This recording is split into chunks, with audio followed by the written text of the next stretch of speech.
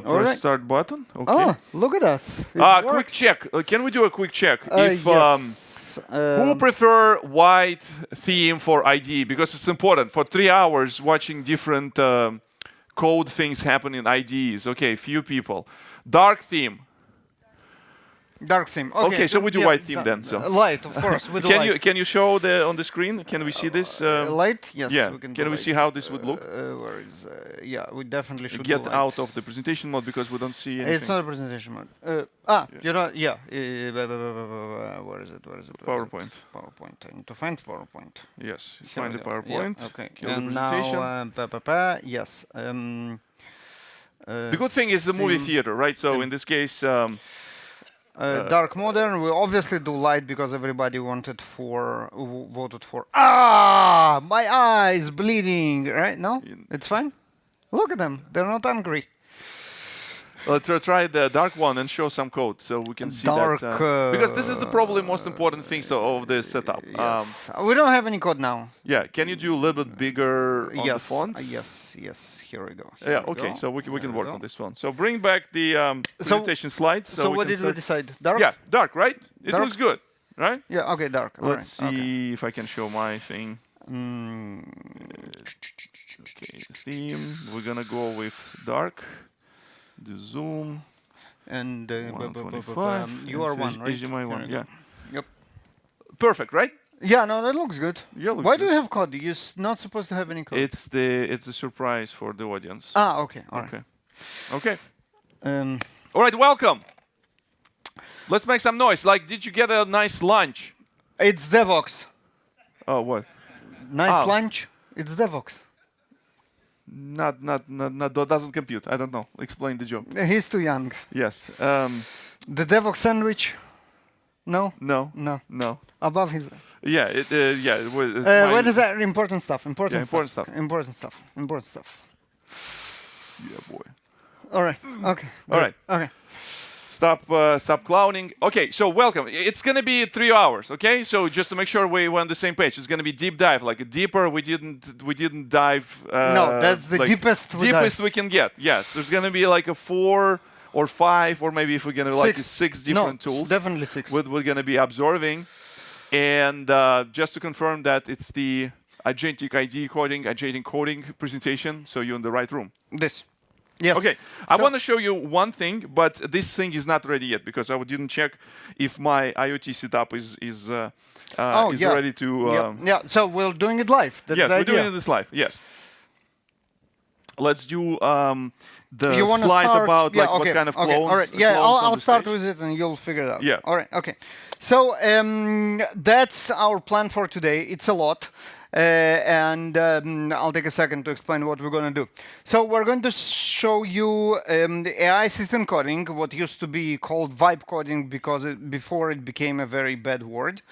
Now we don't use that anymore. We call it AI system coding, and we're going to show you 6 tools, 3 agentic IDEs, and 3 kind of command line tools with different models and different methodologies. So IDEs will be JetBrains with Juni on our favorite coding model right now, Sonnet 4.5.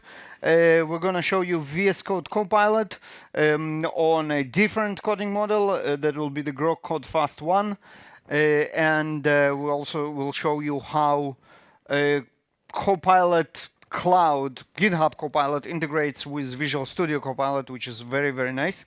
And the third idea we're going to show you will be Kiro, which is a new kid on the block, very promising, does a lot of very interesting stuff.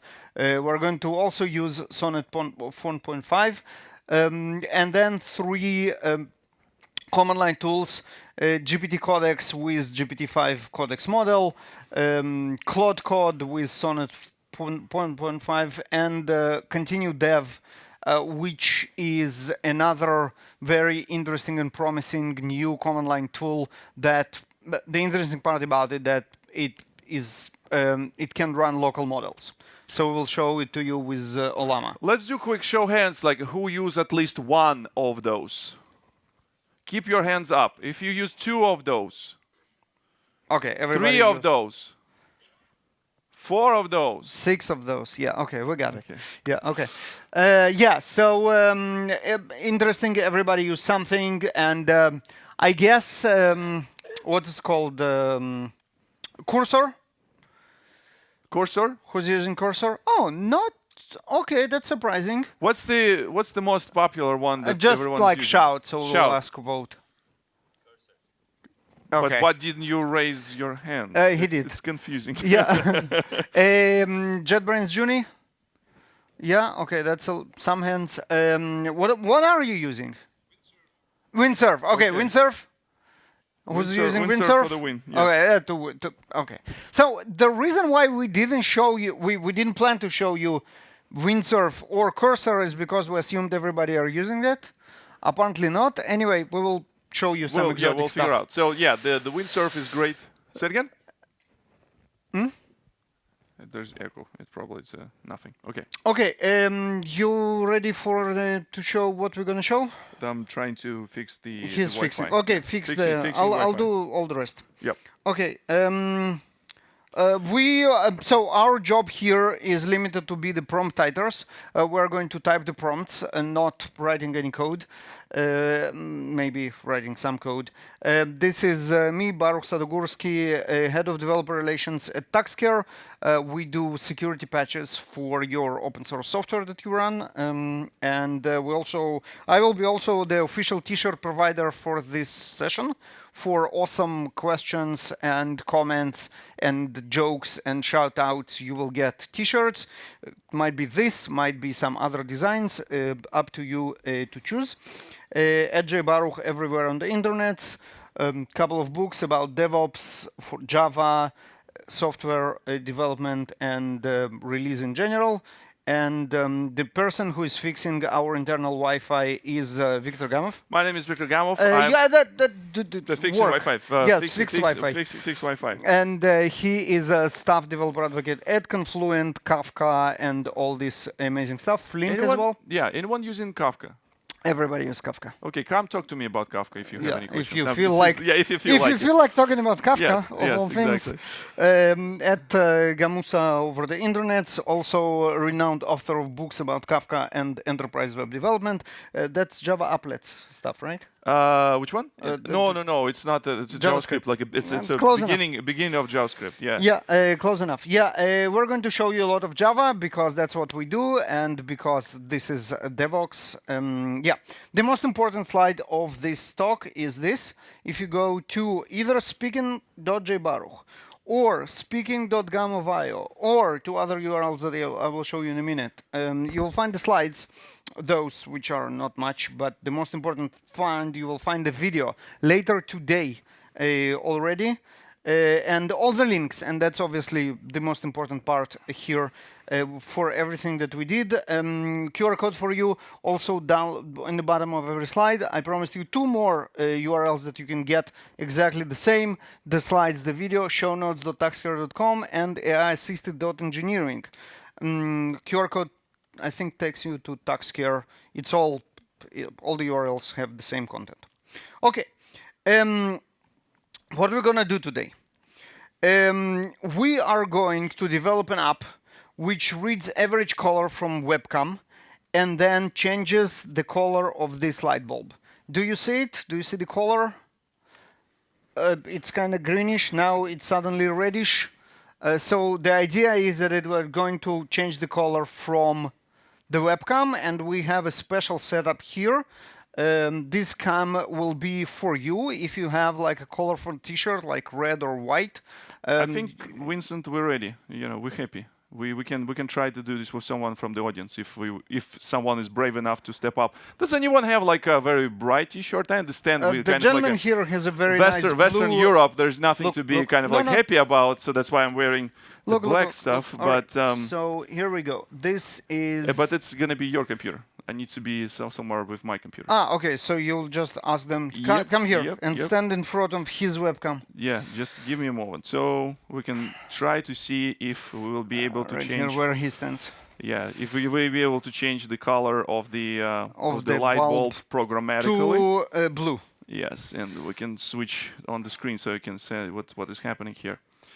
Localhost. So we're gonna get access to my FaceTime camera.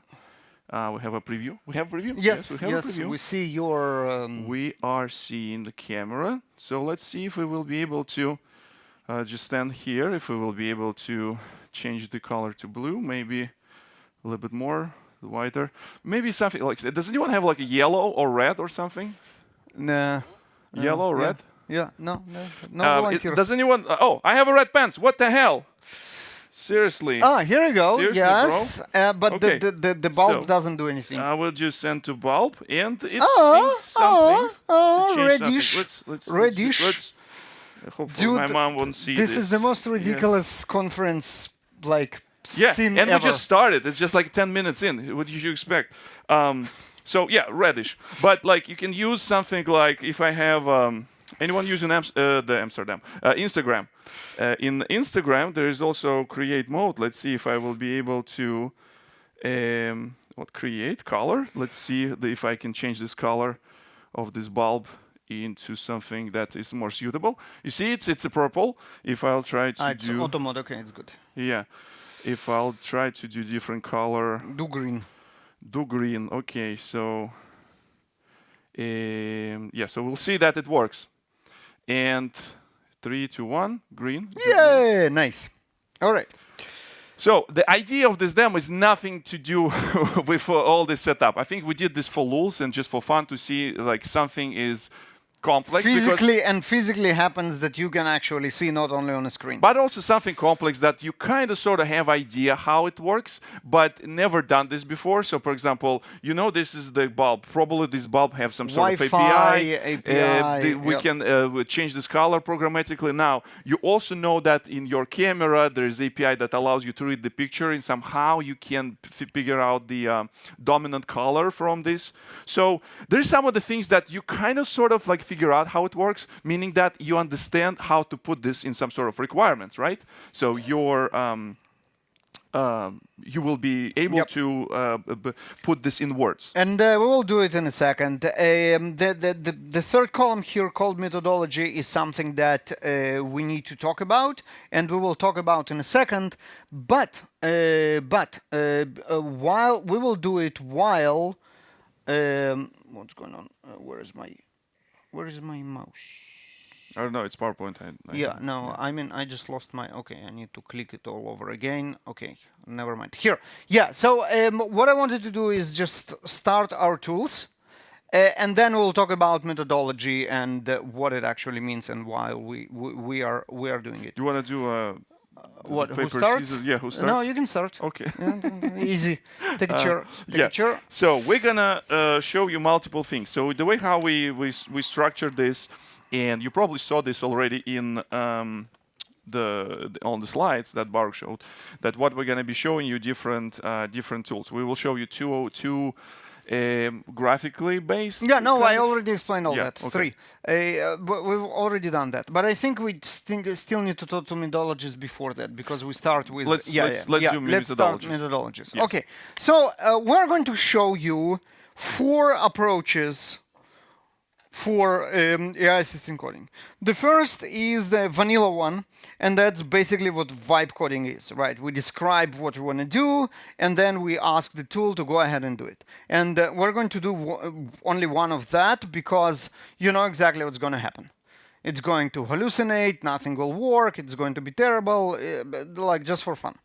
And we all obviously know how bad it is, and everybody knows by now how bad it is. So people came up with different methodologies on how to do it. One of the methodologies we call prompt-driven development. And prompt-driven development is breaking the development process into steps, and having human validation on each and every step to check that it actually does the right thing. So we will formalize the requirements. This is human language. We can all review. We can all agree if that works or not. And then we can ask to generate a plan. And it will be a high-level plan that, again, everybody can look, see, understand, and agree. Break down to tasks. Again, human readable, we can all check, and then ask AI to implement those tasks. So AI will work in a much smaller scope, and this scope will be much more controllable. We will have rollback points. If we see that some task is incorrect, we can ask the AI to go back and redo those tasks. And we have basically much more control, and AI has basically much easier time to implement it because everything is broken into small tasks. Interesting enough. So this approach is coming from your typical day-to-day. It's very simple to explain because it starts with requirements. After that, based on the requirements, we're building a few kind of in project management, product management mostly. You're building a plan, and based on the plan, you're actually executing this plan by splitting down into the tasks. And the reason why we decide to go with this approach, because again, on the beginning of this, on the dawn of these agentic IDEs, they will try to, there was like trying to solve this type of problems multiple ways. They will try to provide you ways how you can optimize your context window for your conversation. And in some cases, even provide you with some very tricky memory things that allow you to remember what's happened before, how you chatted. This is it, right? Yes. So the plan and the tasks are the artificial memory that both humans and AI can fall back to understand what's going on. Correct. Yes. Let me check your microphone and. What's going on with the It's green. It's green. Okay, yes. Perfect. So another, So the having the plan and task written down also handles with the limitations of the context window. Obviously, as you know, LLMs are stateless, and every time we ask something of them, if we want them to remember what was discussed before, we need to send the entire conversation history with each and every request. This is done behind the scenes, but it's still obviously an issue because as the conversation goes, we send more and more until we cannot send as large conversation anymore. There are different techniques like conversation summary that we start sending instead of sending the entire thing, but generally it's a problem. Now, having written down the plan and the tasks, we can start the conversation anew every time. And then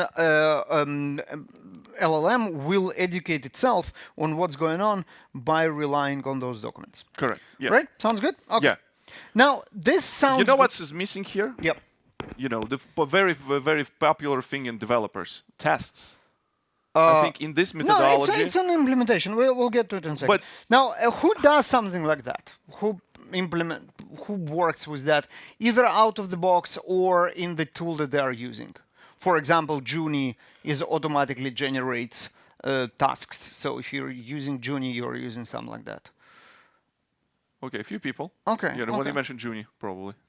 Because you mentioned Juni. Yeah. And so the cool thing about everything that we will be talking about, these methodologies, it can be translated to the different IDs, so it really doesn't matter what you use today. Hopefully after this presentation, you will be able to quickly migrate between different tools and find the best, what works for you. Now, there is one problem with prompt-driven design. Which one? How do we know that the code that was eventually written by the model adheres to the spec that we came up with? Manual testing somehow, test the 1,000 lines that model generated and go read the code. Code reviews, maybe? Yep. Those are LLMs. So you probably remember this saying about monkeys with infinite number of monkeys, given infinite number of typewriters, and infinite time will eventually produce Shakespeare. LLMs is exactly that.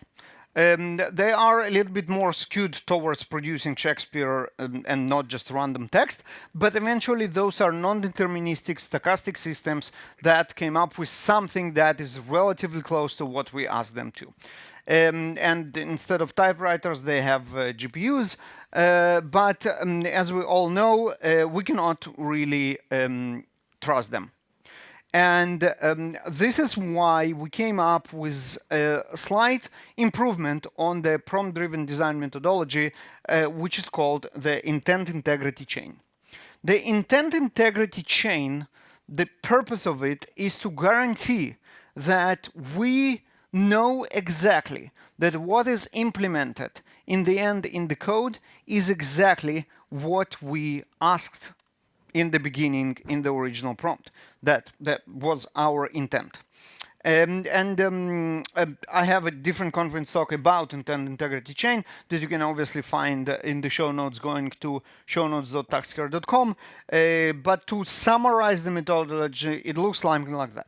We start with formalizing the requirements, and then we ask LLM to write machine parsable specs. It can be in any format that we can read as humans and machine can understand and parse. For example, Cucumber Gherkin specs is a good example of something like that. And then we generate tests out of those specs. Now, here is the magical link. Because the specs are human understandable, we can read it and say, yes, the specs are exactly what was our intent. But they're also machine parsable, so we can generate tests out of the specs. We can actually be sure that the tests are a representation of our intent. And once we have that, you know what happens.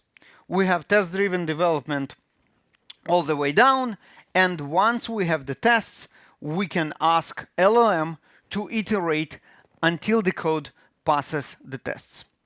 Once we did that, we have a verifiable guarantee that the code represents our intent. And this is obviously priceless. We're going to show you this methodology as well. So basically, we have software definition documents that are the prompt, and then LLM creates the spec, and then everybody read the spec and approve that that's exactly what we need. The tests are generated out of specs. We're still on the same page. Tests are representation of what we asked, and then LLM implements the tests until they pass. This is the idea. So those are the two methodologies. I'm going to show you that we mention one more here. So ICC intents integrity check, chain PDD for prompt-driven development, vanilla, as I mentioned, no methodology, just repeat and do your best. And then there is one more, and that's Kiro. So Kiro has something like some kind of a, it's probably more PDD than prompt-driven development than intent integrity check built into the tool. It's called spec-driven development in their you will show this. Yeah, in their terms, but since it's built in, we're going to use that as is. All right. Our stack. Any questions, concerns about these two methodologies, and maybe there's something that you wanted to see particularly? Maybe, I don't know. Get a T-shirt, maybe. Yes. Yeah. Yes. So repeat question. Yeah, so the question was, wouldn't it be nice to combine both methodologies, the prompt-driven development and the good news is they are kind of sort of. They are combined, yes. So intent integrity chain is evolved prompt-driven development, so it basically incorporates it as well. The tasks in intent integrity chain, the plan and the tasks are in between the software definition documents and the specs. So the specs are actually the action items, basically. And the task action item from PDD. So yeah, exactly. Yep. So they are combined kind of by definition. Okay. Yes. Why did you choose this combination from agent model? Oh, that's a great question. I love it. Thank you. So the question was, how did we come up with this table? Very, very simple process. Model, we really love Sonnet 4.5. So that would be our default unless we want to show you something else. So VS Code Copilot has access to Grow Code Fast 1. We figured you will be interested to see how it fares. So this is why we will do it here. Codex from OpenAI obviously works with Codex models. This is why OpenAI, Codex will yeah. show ChatGPT GPT-5 Codex. And local models are so miserable that we really felt bad. Don't spoil Yeah, the so excitement. yeah, so we really felt bad to make them work too hard. So this is why we asked them to do the bare minimum, which is vanilla vibe coding. I guess the people might have a question why their favorite model is not here. So that's probably where the question coming from. Okay, so what is your favorite model? Which one? Gwen. Gwen. Okay. We tried Gwen. We'll yeah. talk about Yeah. this. So the point about the anthropic model. So we use this with Rage, and somehow they managed to. They trying to the developers of the models, and they're trying to kind of like get ahead of us, but they can't. So last time we did this presentation, it was like also short, and the OpenAI released their like a GPT-4o model, and they were saying it's great for coding. And what we have to do, we just like jump this immediately and show how it works. So Sonnet 4.4 was also released just a couple weeks ago. So we're picking up what is the most advanced in our opinion. Plus, there's definitely the matter of taste. Matter of taste. If you prefer to suffer, you can use different models. If you prefer to be productive, just use these models. It's just like we already been through this. So we're here to share this, so you would not to make this same mistakes. I think the only one that is kind of missing from the big ones and the hype ones will be Gemini. There would be Google people in this conference. They will be talking about this stuff. So we're not paid, we're not affiliated. So we picked up something that works for us, and we want to share this experience with you folks. And so that's that's like pretty much. That's okay, you ready to roll? Yeah. Like what we started with. What do you want to start with? Yeah. You want to start with Claude Code? You want to start with Junie? What do you want to start I'm gonna start with Junie probably. With Junie. Yeah. All right, go for it. It would be easier thing to start with, and let me see if we're here. Oh no, sorry, wrong button.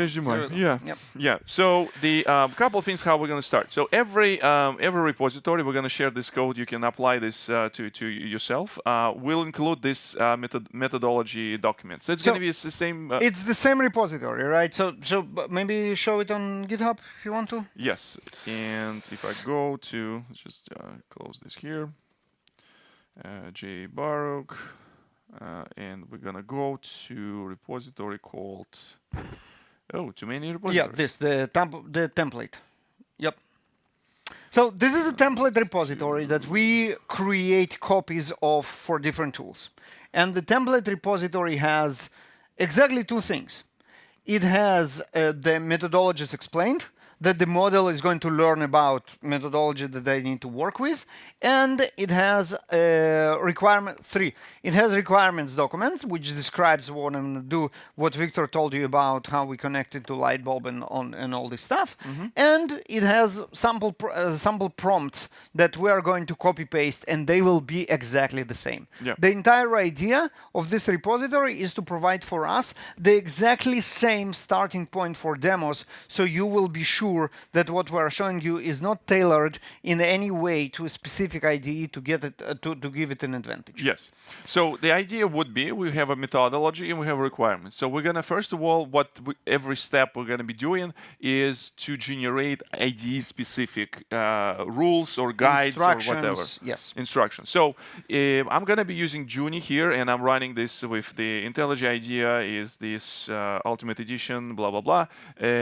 So the Junie would look something like this. That's the companion. Don't be confused with Junie and there's AI Assistant.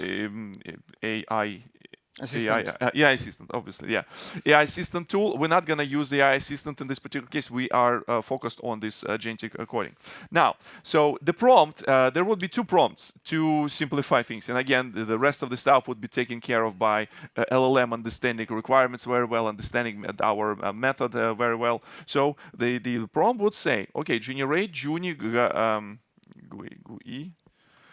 guidelines. That's the one of the predefined prompts that you have from Juni, very similar to what they say in their predefined document, but we adopted this to our particular use case, so we're not gonna do with this.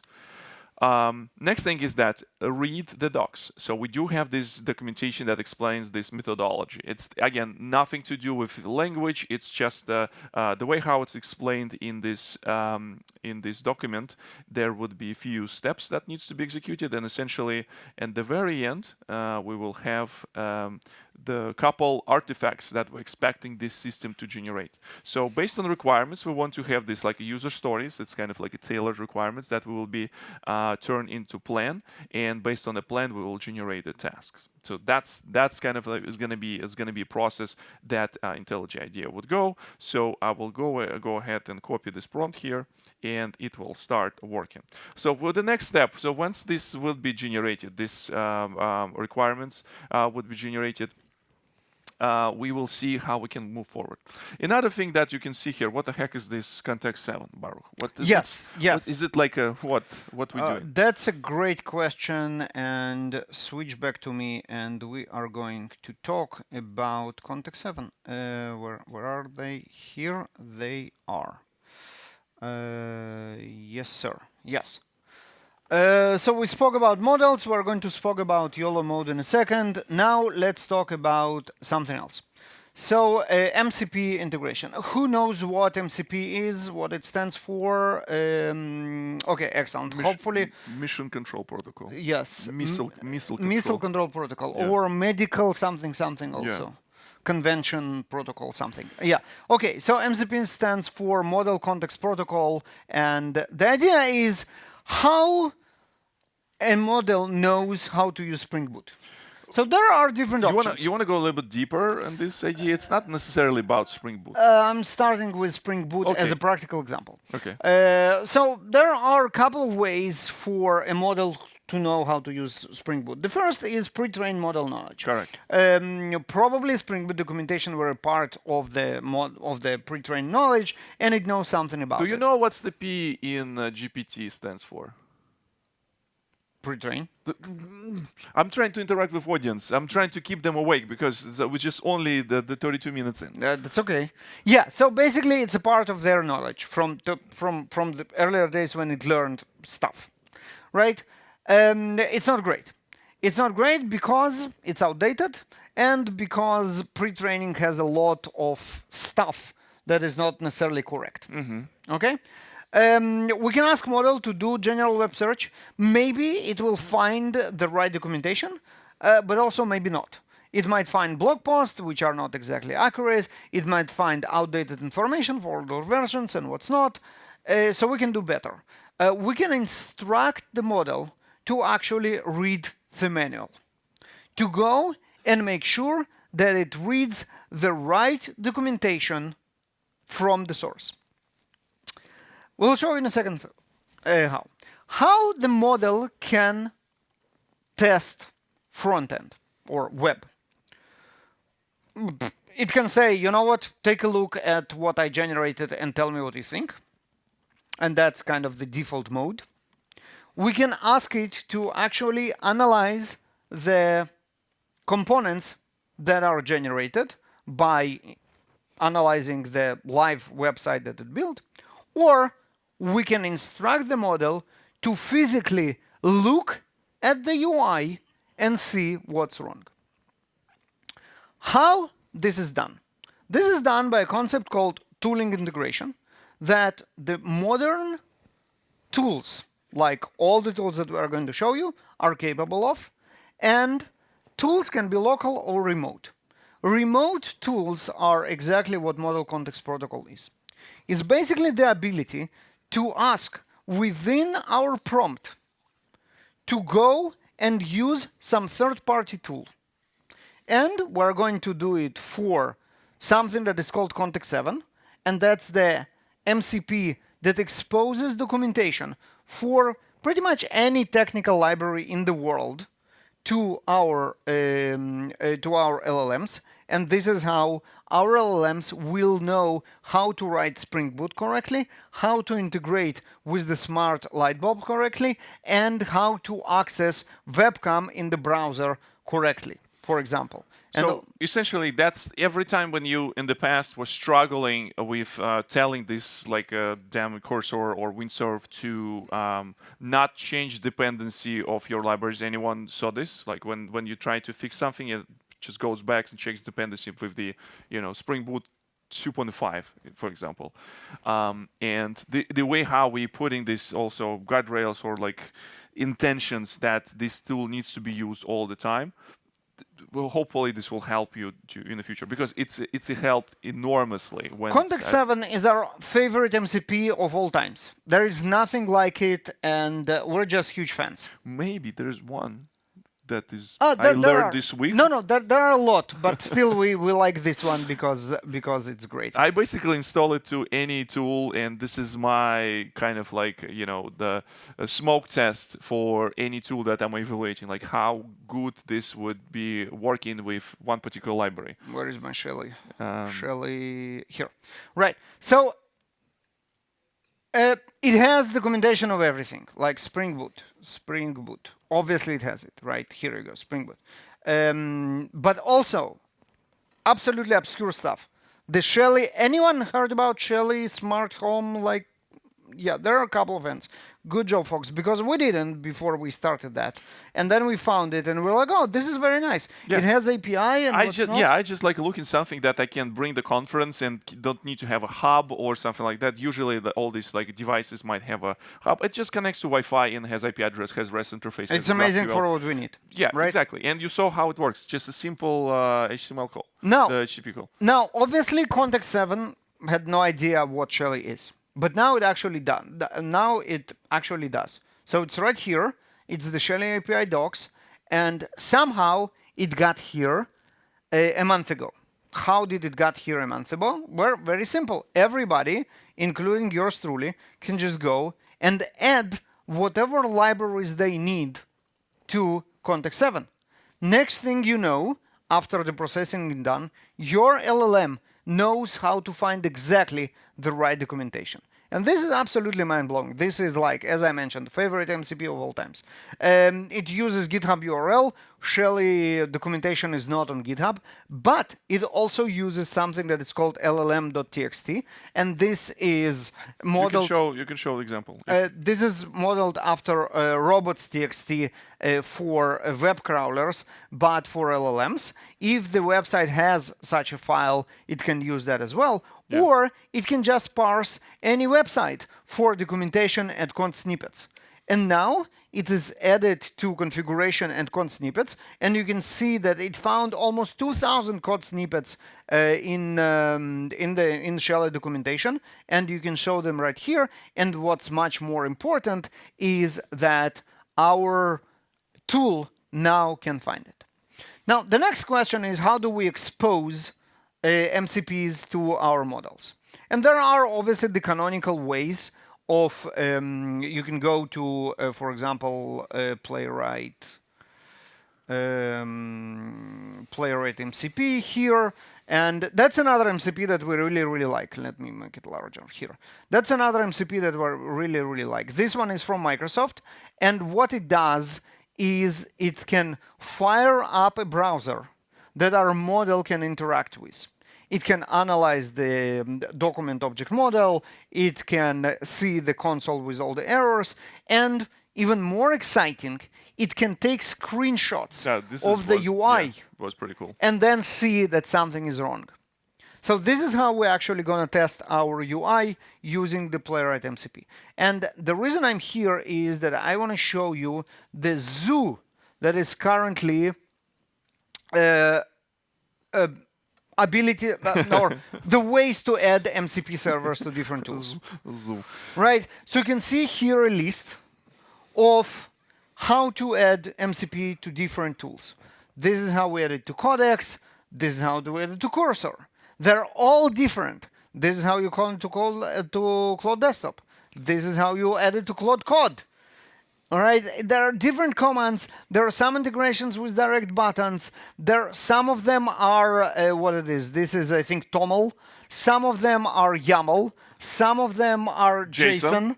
And it's just such a mess, right? Wrap. By the end of the day, JSON. it just works in a sense that different tools would know how to interact with this, because MCP is a standard way. I'm building towards something. Oh shit. Yeah. All right. So the way to make it a little bit easier for you is using an abstraction layer for all your MCP servers. And there is a tool that does that, and it's called suddenly, unexpectedly, Docker Desktop. You never thought. Docker Desktop has a very nice feature that is called MCP Toolkit. It's right here. It's in beta. And the thing with it is that you can add MCP servers from the catalog, and then Docker Desktop will expose a single MCP server with all the tools for in your tool. So I added here Context 7, which has 2 tools, and a GitHub MCP that has 101, and then Playwright that has additional 21. So we're looking at 124 tools here. And then when I'm going to my IDE and set up an MCP server, I only need to set up one, and then I have 124 all the tools connected within one MCP server. This simplifies the management and the setup dramatically, and this is very, very useful.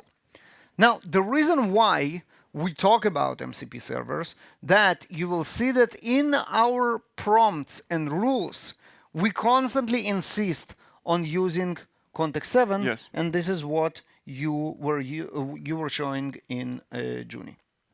Did we lose anything? We lost the recording, so Not but good. we do have a recording here. So Not good. yeah, so it looks like the out of storage. Let me quickly show you what is happening here. So on the Juni side of things, two things happen. So first thing is that I need a little bit of juice, please.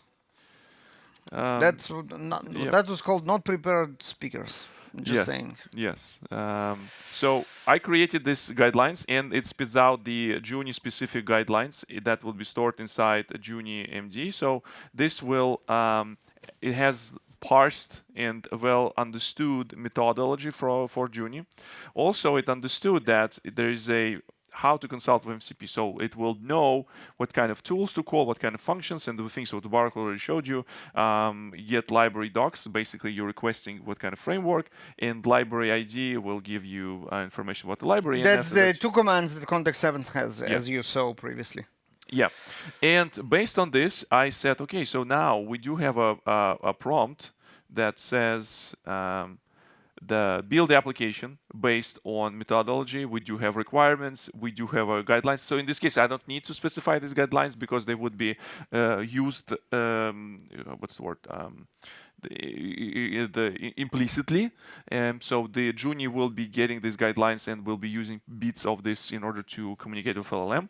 And now, as you can see here, that's what Baruch was talking about. It has this planning feature that you always can see what is the reasoning, what's the thought process of Juni. So in this case, Juni also will include some. It's not just like a dumb client that will be simply talking to LLM. It actually knows how to converse, how to phrase the question. So in the very beginning, Baruch said phrase that everything would be boils down to the system prompt, and essentially system prompt is something that how you would represent, like how this tool, this agent will represent itself for LLM, and how it will keep this memory, keep the context. Now, so in this case, it builds my my application. It builds these 3 things. It builds my plan. It has some priorities. It has foundation and configuration, backend APIs, front-end validation, and polish. Anyone speaking Polish here? All right. Tough crowd. Different context. Yes, tough crowd. Yes. And after that, I do have this tasks, that's the final artifacts that we're going to be using in our PDD. And as you can see here, the task here will have a linkage or like link to our plan. So we can have how one particular element of our plan would be linked to this. And after that, it will go over the things. Another interesting thing is that in our methodology, we do have this. Important flow where we specify, where is it? It has this, let me show you with this. So it will be stopping here in this particular case, this window on the junior side, it's actually decision what it needs to make. So it's asking something. So in documentation, we send like, in order you to not get confused and try to find this bulb, I'll give you IP address. Like we'll figure out of this, discover after. I'll give you IP address. You need to stop because you don't know this, and you will add this to application properties. And next thing is that is I need to get like an explicit the approval. go ahead. That's our approval gates. Yes. Remember, we look at what it does and then we say if it's good or not good to continue. Yeah. So remember when you're working with like junior developer or like mid developer, they can come up and you give them a specification and they start building things. So let's go and build things. But you ask them to, before you start building things, just like figure out what we bring this plan, and we can say yes, we go ahead, or no, we're not going ahead. And this is what this plan provides: what kind of files would be created, what kind of classes would be created, and most importantly, also it always will talk to context 7 in order to get the fresh API. So in this case, it would be using REST client instead of REST template, and things like that. And also it will read a little bit about documentation, blah blah blah. Again, plan it provides. And what I said, this was my response. I said, here's the IP address, and please go ahead. So it started building something. So I'm expecting this application will be runnable in few moments. Actually, we can try to see what is happening right now. So it says what I've built. At the end of this task, it stops because we said like every stop we need to validate if it's actually that does what you did. So what I built, I implemented the RGB control application flow, blah blah blah. Created step 1 to 3 artifacts. So artifacts are created. Have a task, we have a plans, we have requirements, and we slightly modified requirements in order to them to look like a user story. So instead of saying like I want this app to be, there's more like a user story style. So as a presenter, I want the app to use my webcam and show live color preview, so I can switch color and it will be sent to the bulb. So that's user stories. Some of the functional requirements would be inherited from the user story into our plan and our tasks. Now, and at the end, what we see here, now number of requirements, doc plan, next step. So in the next step, it will say like, okay, so what we're going to be doing next. And it has notes and limitations. This is where I see we might have some problems. It's too smart now. So in this particular case, it says that Shelly can use call uses Gen 2 RPC, and this is not what I actually expected, because I wanted to use something simple, not do with the gRPC and RPC style. So I want to do something like a get. We'll see how it goes, and we'll see if I will be able to influence to this one. Yeah, I'm ready to quickly start. switch. Yep. Yes. Okay. Yep. All right. Okay, so you saw Junie. Now we're going to see 2 more IDEs, and then we are going to switch to command line tools. The first idea that I'm going to show you, we're going to kick off the process, and then continue from there, will be Visual Studio Code. I'm using Visual Studio Code Insiders, which is a bleeding edge because you deserve nothing less. And this is again the same template repository that we spoke about that has the methodology. It has the prompts that we're going to use, and basically that's all, and the requirements, right? So I have a lot of stuff. How do I do do not disturb here, right? Yes. So here is the agent mode that we have, and I wanted to talk to you a little bit about this little control panel here because it is important. So first of all, what do we do here? We have three options of agent, ask, and edit.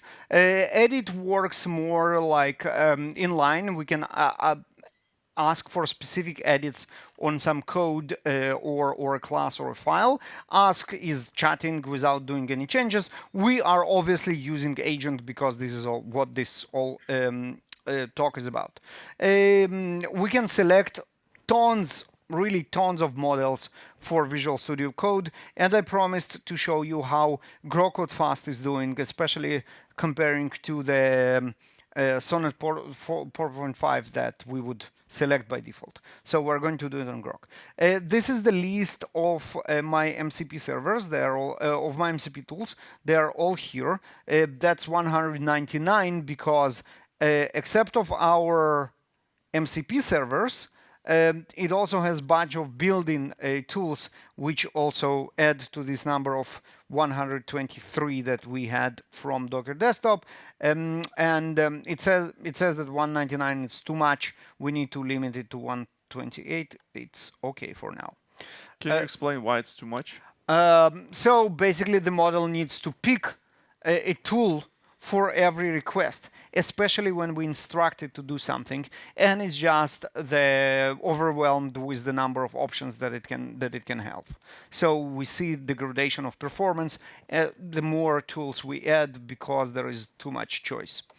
We can do even voice mode. I'm going to copy paste prompts, so we're not going to use it, but we can start a voice chat and not even type prompts in it, which is like another level of vibe coding.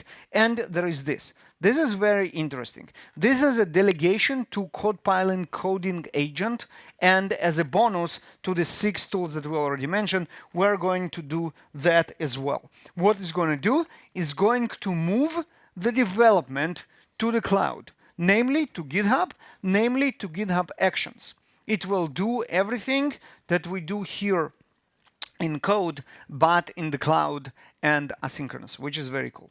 All right, let's get this party started. So I have here 2 prompts as promised. The first is this one: generate steering or requirements or prompts docs. For ChatGPT, it's for VS Code, it's called Copilot instruction.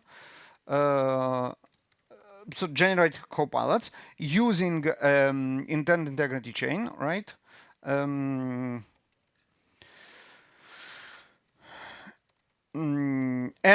use the requirements for creating separate front-end and back-end documents. Modern IDEs can have more than one instructions document. There might be a main one that describes your general best practices, but you also might have separate files. For example, I ask it to do separate docs from front-end and back-end. Because we are going to have back-end in Java, we have some standards of how to do Java development, and front-end will be whatever JavaScript framework it will select. It has completely different coding standards. So we can have different instructions, and they will be activated based on directory structure or file extensions, right? Now let's talk about AgentsMD. AgentsMD is an attempt of OpenAI to standardize those instructions. It's attempt from community, actually. You know, some dude in community just figured out and he built the site, and after that everyone was, you know. But it's mostly driven from what I saw by OpenAI. Okay. So the idea is like, just a second. The idea is every IDE has its own.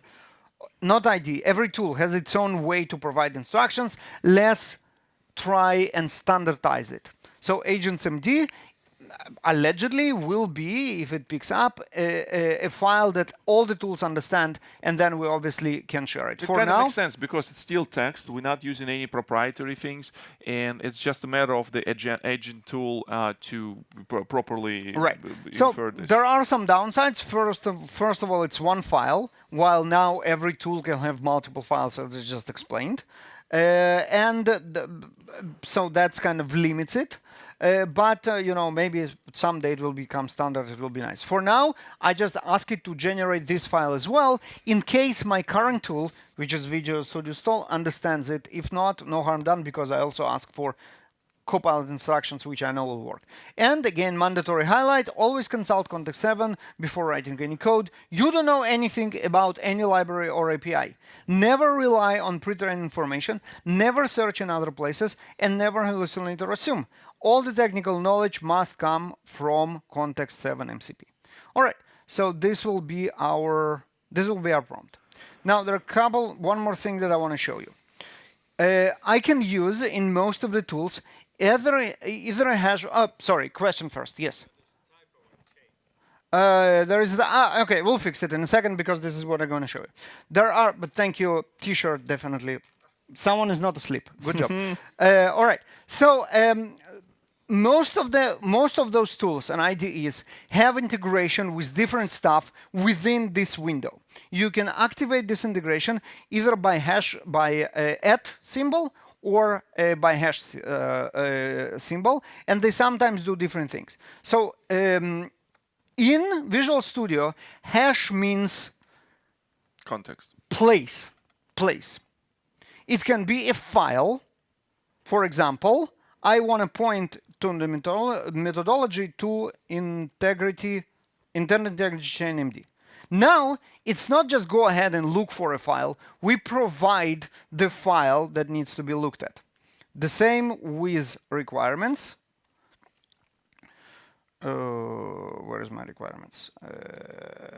Requirements here, right? So that makes it much easier for the model to find what we are talking about. Another option that I can do is, it works. Live coded. Junior. Yes. Excellent. Okay, we're going to talk about it in a second. Another one that I can do is @ Why I don't see anything in that? I should see @ I don't know what happened. Oh, let me do this. Yes. Okay. @ is talk to someone, talk to something. I can ask my model to talk to my workspace. This will mean analyze the entire workspace before you do something. Or I can say, talk to GitHub, and then point it to an issue or a pull request. Or I can say, talk to MCP server. Where was it? MCP? I don't know. I don't know why it doesn't work. But yeah, you see, there is context, extension, and comments. And the comments are the tooling, right? So, for example, all the MCP stuff. I can say MCP and then instruct it to do something. So interesting enough, this tooling is not limited by whatever provided by the Copilot. It's API MCP. that available, not necessarily MCP. You can have a plugins that have extensions for the Copilot, and they can bring the tool. So we built our extension for Kafka that also can talk to Copilot through @Confluent or /Confluent commands, and you can tell the Copilot to go directly to this tool. So now we can see that we have something in the context. We have the two files that we pointed, and we have the rules prompt, that the file that is open now, which we don't really need, but okay. And we can add more stuff. For example, we can add screenshots, we can add images or whatever. All right, so let's run this. We're running on Grok, and this is good. And here we go. So now it will generate the rules. Now, once it generates the rules, we can go ahead and look at the other prompt. And this is the prompt for actually building our application, right? So this is build, control up, following the specifications in, we're going to replace the file, follow the methodology we're going to, and defined in the not steering rules in the instructions, and key requirements. Follow all specifications, adhere to the technology stack, respect out-of-scope section, follow file generation order provided, avoid common pitfalls, data. And as Viktor mentioned previously, I specifically instruct it to stop and ask me for IP instead of trying to test IP that it hallucinated, which will probably won't work unless it hallucinated the right IP, which is slight chance, but not really. Out of what? Yeah. Okay, so you can see here that all the files are created. It created Copilot instructions, and this is the rules for Copilot. And you can see here the exact phases that we spoke about in our internal integrity chain part of the presentation, right? And then a highlight for that as well. And it created agents MD, which also goes into all the details about internet integrity chain. Yeah. And it created the front end and the back end. This is the back end. I don't see activation rules here. That's the only thing that I miss. So the rules and the things that we have in our generated setting, or you can build this yourself.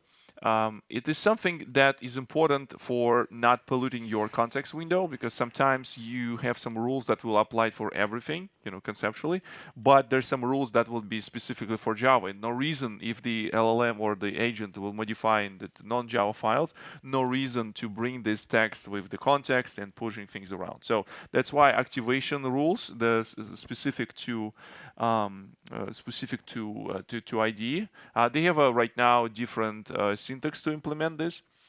Yeah. Again, it can be like YAML flags. It can be what it's called, like wildcards for file names. Glob Pattern. So yeah, it's kind of like for, a star star yeah, star exactly. Java. Yeah. It's called glob. For file names and what's not. So I told it to go and check the VS Code on how to do it, and we have some changes. While you do, can I show? Yeah, go for it. Yep. So what has happened while we were presenting another IDE? So Juni basically done with only few additions from my side. So with the context 7, it became like too smart. So it will went and start using latest and greatest API. So it will be using API number 2, which was not enabled on this particular device. And only thing that I mentioned here is my request, and I said. Look, there is something that I need you to do. Use simple API /color get for API instead of RPC. So, and again, because we put these guardrails and it didn't just start writing code, it first of all created for me the question saying, hey, this is what I'm gonna do. This is my kind of like response plan. This is what I'm planning to implement here. I'm sorry, the UI is still kind of like janky. It says, what I'm gonna do, there's new requirement. I will update this. I will say that our service needs to be talking to this REST endpoint. We will use this one. What I need from you, confirm as a human. Please, dear human, confirm that bulk firmware we're using Gen 1. We're gonna use same IP address, and we're gonna do yes, same IP address. Go ahead. So I'm fine with this. So it went ahead again, went back to context 7, because I tell it to every time check. Because don't hallucinate, don't try to imagine things. And after that, they say, okay, so that's done. And how to run, how to test, put the IP address, go to website, and it works. The way how it works right now, I have a virtual camera that just simply changes color so I can test this quickly. But we can always do the... Select the webcam. Yeah, so let me... It will ask to select the webcam. We're going to go with... FaceTime, this is us. Trying to red pants. Anyone has a yellow t-shirt? You want to try this? No? I'm not saying yellow t-shirts. No, anyone. And we kind of... Yeah, no, I have some yellow. Fashionably black. Black, yes. No, I have some yellow. No? Yeah. Yellow? So that's going to be weird. Closer to... Oh, here we go. Here we go. It was yellow. Yep. Wait it. More. Closer. There we go. Yeah, it's yellow. Yeah. It's absolutely yellow. So basically, Juni did this in what? I don't know, like 15 minutes. And Spring Boot, the JavaScript. I'm Java guy. I'm not JavaScript guy. You wrote a book about JavaScript. I know. Use some obscure library that will read the data from webcam and after that turn it into some numbers. Call API that I don't know how to call. I think it's a plus, at least. Kind Absolutely. Of yeah, no, that's a win. That's a win. Juni with this. And Juni is, if you're in the IntelliJ space, a couple things that Baruch showed also available in Juni. Things especially with models. In Juni, you can select from. Oh man, it done this. I didn't switch back to Sonnet 4.5. Oh, it does it for It did wow. this in GPT-5. So we showed you another model. You Yeah, got the, so the it did this in GPT-5. GPT-5. I was intended to use 4.5, but by default it was GPT-5. And also inside the Juni, I can select the MCP server. So Juni knows how to call this MCP server. Probably I just need to replace it now with the Docker one because it's my next favorite. So in this case, I will go ahead instead of this. I can say Switch back. yeah. All right. I'll switch back. And we are ready here to actually run. So first of all, I started a new conversation. Why? Because we generated the rules. There is nothing of the context that we need from a previous conversation. And when that's the case, we prefer new conversation with an empty context window. So I started a new chat, and then I just pasted the prompt that we saw earlier, and it's still in Grok 1, and we will see what it will do. So we will let it run, and while it starts, I'm going to show you Kiro. So we already have 1-1, right? So yeah, so we saw Juni. Visual Studio Code is with Copilot is running, and now it's time to talk about Kiro. yeah, back up. No, it's intentional. So this is how Kiro looks like, and it looks exactly like Visual Studio Code because yes, it worked. It just worked. Yeah, so the question is, it's a rule we of accidentally used unintentional consequences. Yes, we accidentally used ChatGPT 5 how it was. You just saw how it was. It wrote the entire app in 15 minutes. And it wrote the entire app. It was very smart to converse, very smart to have a conversation, bring all these things. So it's great. We are positively surprised. Positively surprised. It's actually great. This is pretty cool. Again, this is not necessarily the model. Model obviously is the kind of like a king or queen part here, but it's also again very important what kind of system prompt JetBrains folks put, and also PDD is a great methodology. I think it's just like helps to build. Let's talk about Kiro. So the interesting part, the magic in Kiro, and what you see here is Visual Studio Code clone, which is most of them, is this. Now you can see here a special panel with 3 parts: specs, agent hooks, and 4 parts, and agent steering and MCP servers. This is kind of the secret sauce of Kiro.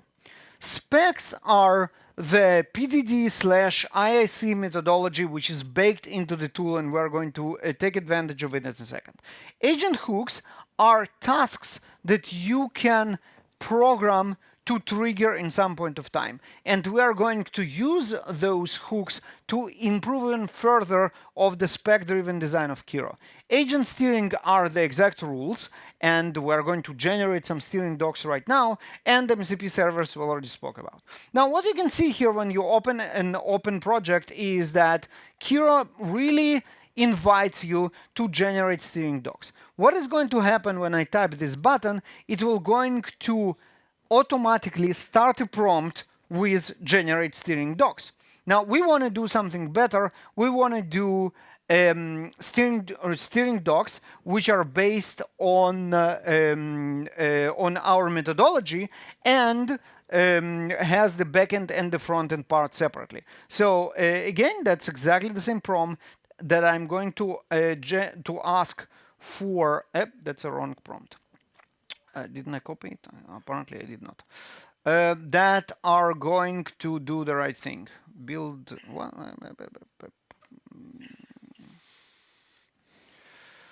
here. Generate steering docs. Use again hash for files, and you can see here. So Kiro use only hash. There is no @. And but again, you have tons of options. You can search for files. You can ask to converse with entire code base, exactly as we saw there. You can ask to search for particular docs. This is kind of out of the box context 7, but it's actually it obviously much more tedious because you need to provide which docs you want to consult every time. And then you can do stuff like obviously ask for open a terminal and talk reference to currently open file and reference a specific tool in an MCP. So we need the file and methodology, intent, integrity chain. Here's our file for general methodology. Use what did I want here? Requirements. Use requirements MD to create separate front-end and back-end documents. And we're using Sonnet 1.5 and we are doing that. Now it will generate the steering docs, and then we will put the magic to the test and see how it works, right? So I will create steering docs, and again it knows exactly what steering docs are, and you can see that it will appear here. Here, you see agent steering.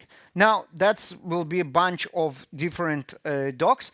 What happens, in fact, is that there is a .kiro directory, and it created a steering subdirectory, and then it just opens here. This will be inclusion always. This is the automatic activation.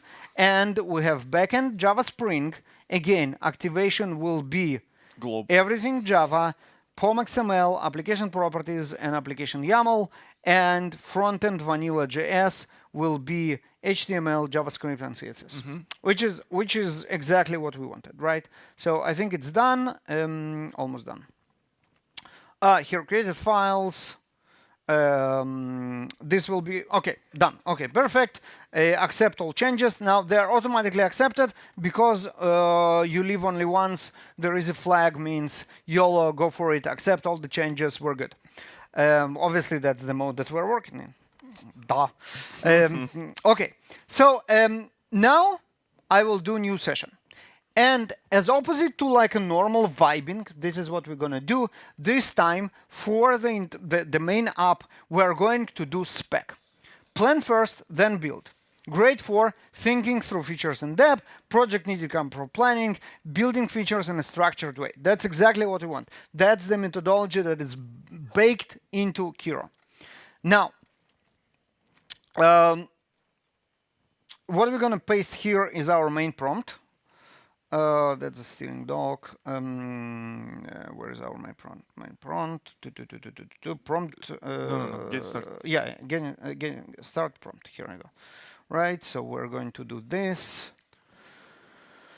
Okay. Build control app specifications in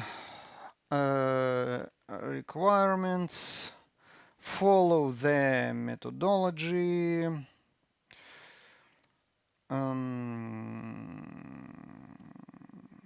Yep. No. Intent, integrity chain methodology, key requirements, out of scope, and ask for Shelly bulb IP.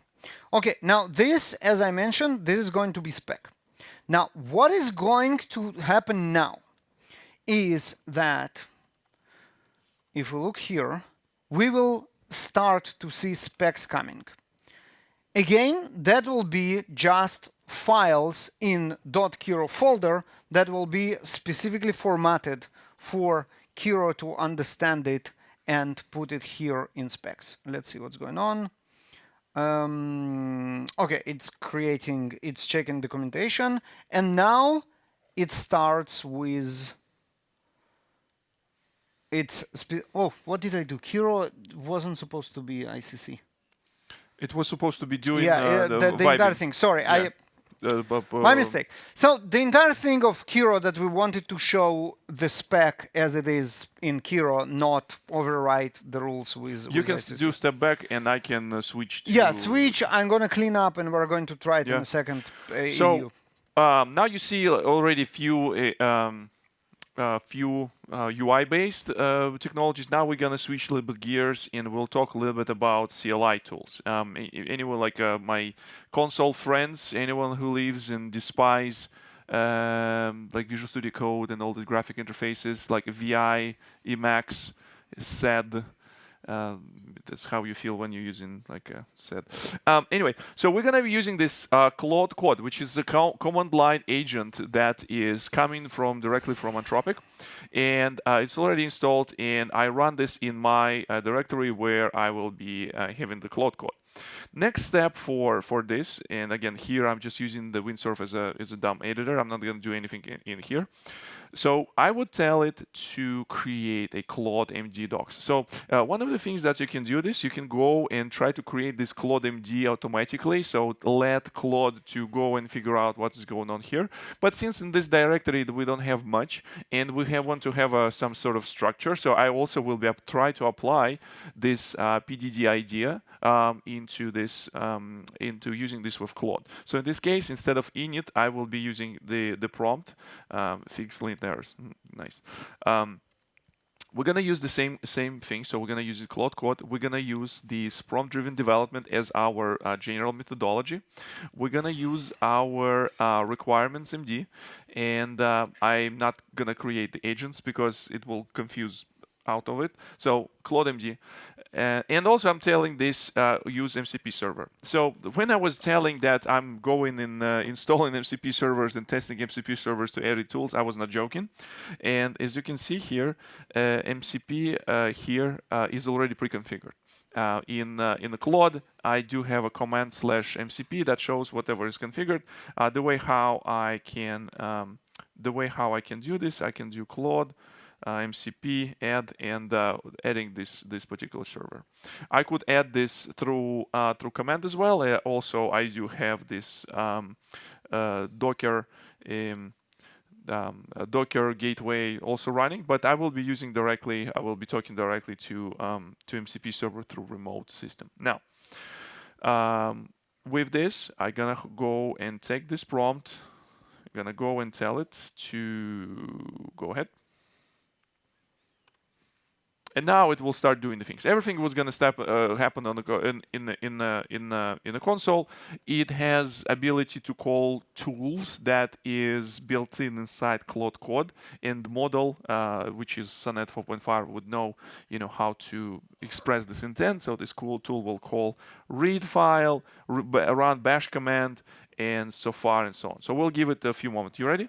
Yeah. So. I removed the thing that it was based on intent integrity chain. I apologize. The idea of Kiro was to show you what Kiro knows about methodology and not dictating our methodologies to it.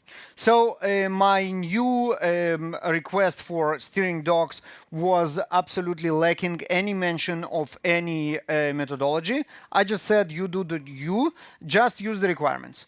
And then it created backend, frontend, and agents without any methodology here in our steering instructions. And you can see here that we have two agent steering documents that really have like the same idea without any methodology. So now it's done, it's created it, and it's great.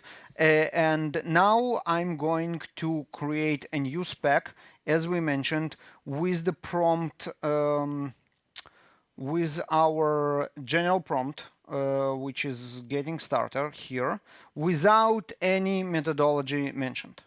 So again, I'm going to in specification with requirements. Still, the requirements are valid. Follow methodology we don't need, right? Key requirements, read all specifications in the requirements, adhere to technology stack and constraints, respect autoscope, follow file generation, avoid common film. Okay, this is good. No hard-coded methodology at all. We are doing spec, and let's see what is going to happen now. This is now it's going to be, I'll help you to create a spec. Since you provided requirements, I will use it as a foundation to create a proper spec following the workflow. This is good. It starts by reading the creating requirements in G.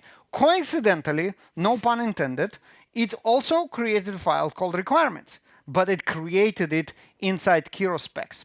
Kiro specs, this is the name of the app, and here is the requirements document that as Kiro understand it. And this is the first step of Kiro process, the 3 steps Kiro process: requirements, design, and task list. You can see it right here. Now, we can refine those requirements if we don't like them in any way we want to do. We can edit it here and then type refine. We can ask follow-up prompts to refine stuff, etc., etc. Now, if we go here into the Kiro view, we will see that now we actually have a list of specs. This will be a list of our projects that are spec driven development by Kiro. And this is ours, and it will bring us our here. Now, the requirements are basically the rephrase of our requirements, but in a way of user stories, which is great because you remember user stories are human readable but machine parsable. And we can see here a very strict format of when and then if, and it's basically almost the spec that Visual Studio is generating for us as we speak. We're going to switch to it in a second, check how it is doing. Okay, now once we agree on the requirements, we can hit a button here and say move to design phase, and it will then create a detailed design and then tasks. Now, you know what I miss here, because I explained to you how intent integrity chain works. I miss tests. I miss the test-driven design development that we ended up with in intent integrity chain to guarantee that the application will do what we want. Now, the beauty of Kiro that I can actually add this particular feature into this methodology, and I can do it with the agent hooks. Now, I have a prompt that will do exactly that. The way we create hooks is by using AI. And it Why will, not? Of course, Yes. by using prompt. And this is what I asked for it. When tasks file is created, and you already know how the steps are going, right? So it has the requirements, then it will have a design, and we can actually start working on design. It will have a design, and eventually it will have tasks. Now, what I'm saying is, once you got into tasks, go back to the requirements document, read the design from the design document, and then create tests from each and every use case in the requirements based on the design. And then we will make sure that the tests are passing, right? The test should serve an executable specifications that guide implementation and turn green features as we build. Now, we can do that and create a new hook. Now, it's working, so we can do it asynchronously. We can just go here and say we want a new hook and create an agent hook, create a curse, prompt is sent to agent, Kiro makes updates. Describe hooks using natural language. Is good that we have it ready when task.md is created, and we can create this hook. So now we actually added test-driven development to already very robust spec-driven methodology of Kiro. Now, obviously, the hooks can be anything, right? You can do deployment hooks, you can do testing hooks, you can do validation, you can do email approvals, you do you. This is very powerful feature that is also very well implemented because how easy it is. Like, for example, here, a hook of updating my documentation. Every time source code changes, update my documentation. Or every time there is a new piece of code, optimize my code. Or add localization, add accessibility. I'm ridiculously excited about Kiro. This is very, very good stuff. Yeah. Okay, so let's see. Now we have two tasks that are kind of competing. There is the generate spec task that we asked to do, and there is creating a hook. I can just pile prompts as much as I want to, and Kiro will maintain a queue of those tasks and implement them one by one. So we can go and see how our requirements document is going is doing. It actually did the design. So again, we can go here to the specs, and we will see that we already have design. Design, as you expected, is a design MD file in the .kiro folder, and it goes into software design. What is stuff like how it's gonna Click work? preview if it can show you. Yeah, I can show you. Yeah, and much better, right? See, So like there is- diagrams. Now you architects all of a sudden. You kind of like bring this to the meeting and you're the king. No? Yeah. No? So yeah. So there are diagrams and Mary-made. And your boss will be saying like, "You so thoughtful about those things." So Yeah. smart, so yeah. smart, right? Interfaces, right? Key methods, considerations. Here is how we're gonna call our light bulb and the API format, and that's exactly the right API call. Yeah. Because context 7, thank you context 7, and then the records, and here is JavaScript. Victor, you need to translate that. That's Yep. all in JavaScript. I don't understand any of that. And basically, obviously, I'm going to say that the design looks amazing because it does. It has diagrams. Now it's going to create. You're absolutely right. Yes. Now it's going to create the tasks. Now, while it's doing that, I want to go back to our friend Visual Studio Code.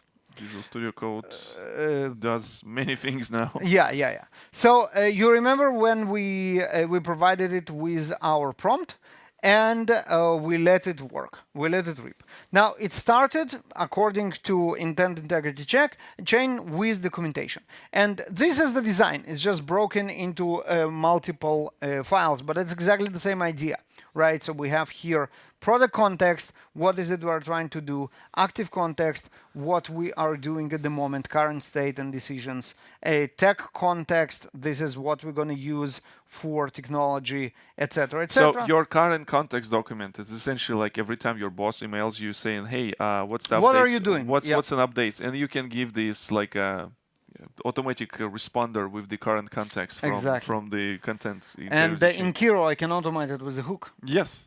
So Sweet. you see, you need to be like work smarter, not harder. Okay. Now you can see what is going on right now. It finished creating the documents, and now it started creating interfaces. The interfaces are still a part of the requirements, right? Because they are like empty and not doing anything. And then it checks that it actually runs, and then it commits and does the stuff. So this is working. Kiro, I think, is working. And before we get to Viktor, let's put another tool to work. And the tool that we are going to put to work will be Codex. So While you're putting this, it's actually good segue. Okay. Yeah. Now the Claude Code. So Claude Code, I give it to same prompt. We generated Claude Code file. Claude Code file analyzed how is going on there. Now it created requirements that will include the user story based on our initial requirements, because this is what the prompt-driven development says. Here's my request. Now use this methodology. The requirements. Go ahead and start building documentation. As you remember, results of our PDD generation would be tasks, and after that, based on the task, we can track what is going on here. So in this case, it just went and created the part in Juni, because I think I have this like somewhere written in the PDD that will use Juni. Needs to be fixed. So now, and after that, it analyzed phases. It just generated all these files, and in the end, it says, "Hey, there's a hard stop. It requires me to get the request from the human. Oh, almighty human. Once approved, I will proceed implementing starting from phase 1, set up infrastructure. Now, here's it gives me, it calls to MCP server, it's ready to do this. I said, go ahead. And now I can say, there's no, I couldn't find YOLO mode, or at least I didn't maybe look very cautiously. But for each individual folder, in this particular case, it will create Claude a local JSON file that will have this allow and deny and ask type of behavior when you need to explicitly allow certain commands. So in this particular case, it will be calling this MCP server without me explicitly providing answer. So, and obviously we have a one tool. We also need to tell yes. Another tool we also wanted to run with MCP, and now it starts generating our pom.xml. The biggest problem that we found in when you're not using the tools like Context 7, they will start hallucinating so hard on pom.xml, or start hallucinating on gradle.build, because they have some weird knowledge of the past how these things would be used. And again, now because we do have integration with the up-to-date documentation, we always will get correct our Maven coordinates. We always will correct things that here. So the difference here, it didn't ask about the IP address of the bulb, and in this case, I can say, hey, you didn't ask.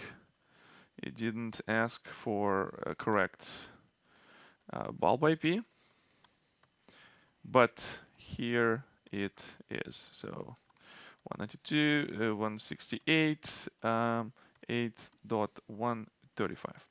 So before it will run also to avoid use as server port.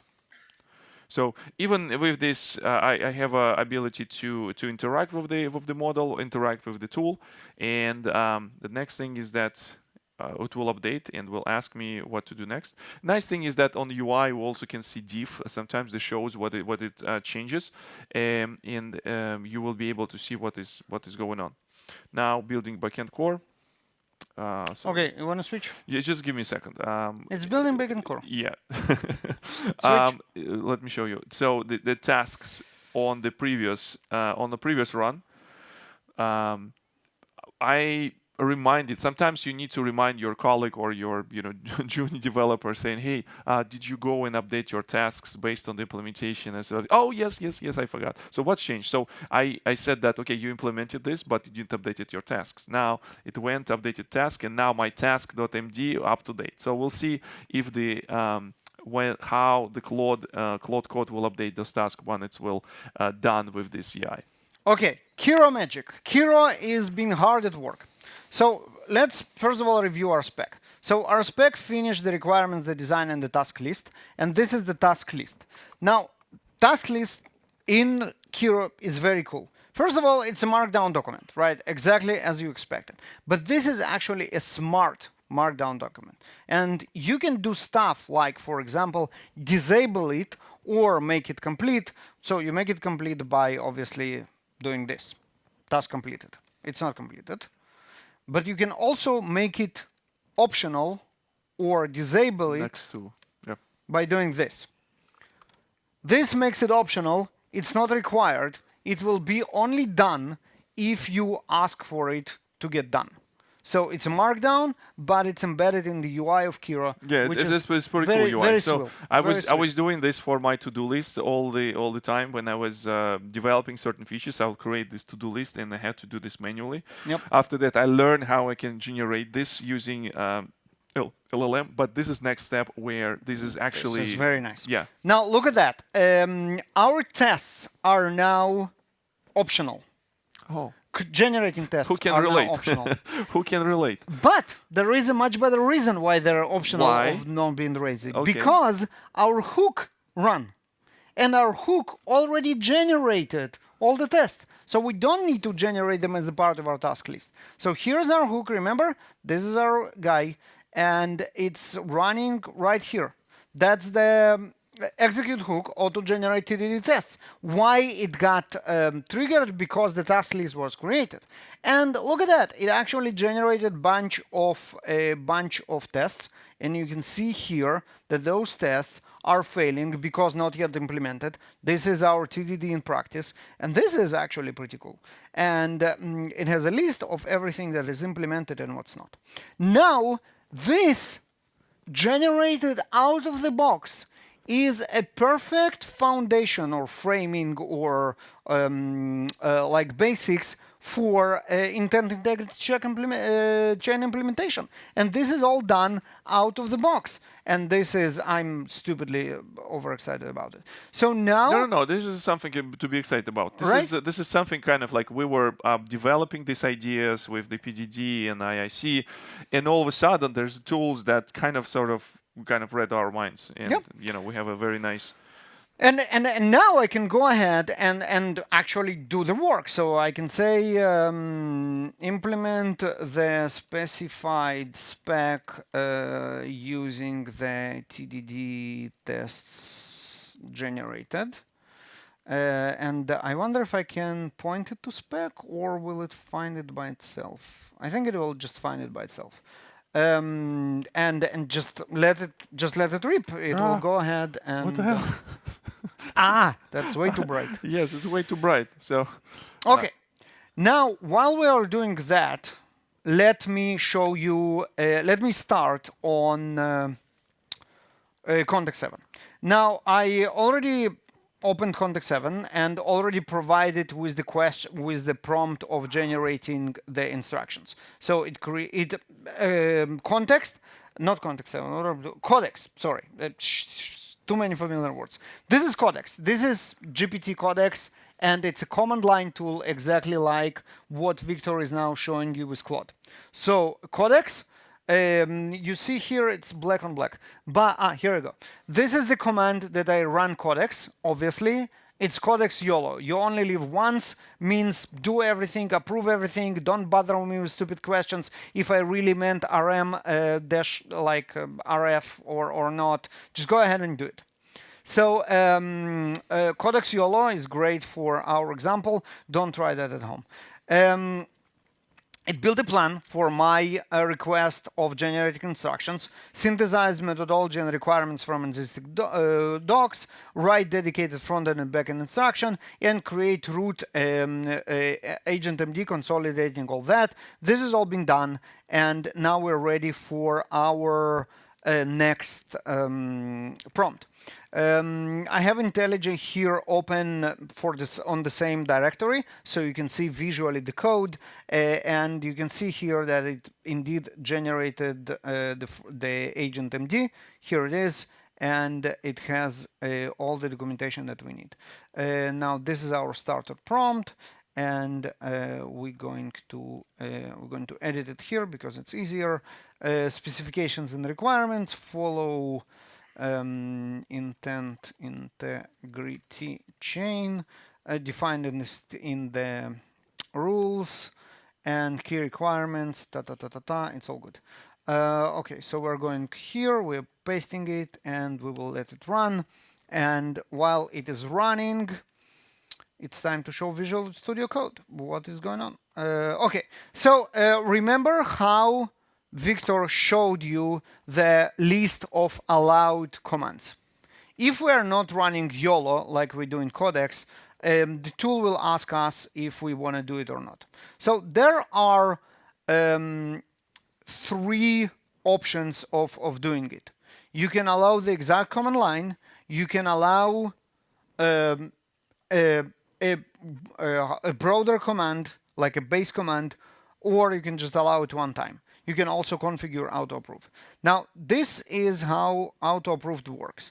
So it basically describes it, what it does, and here edit in JSON.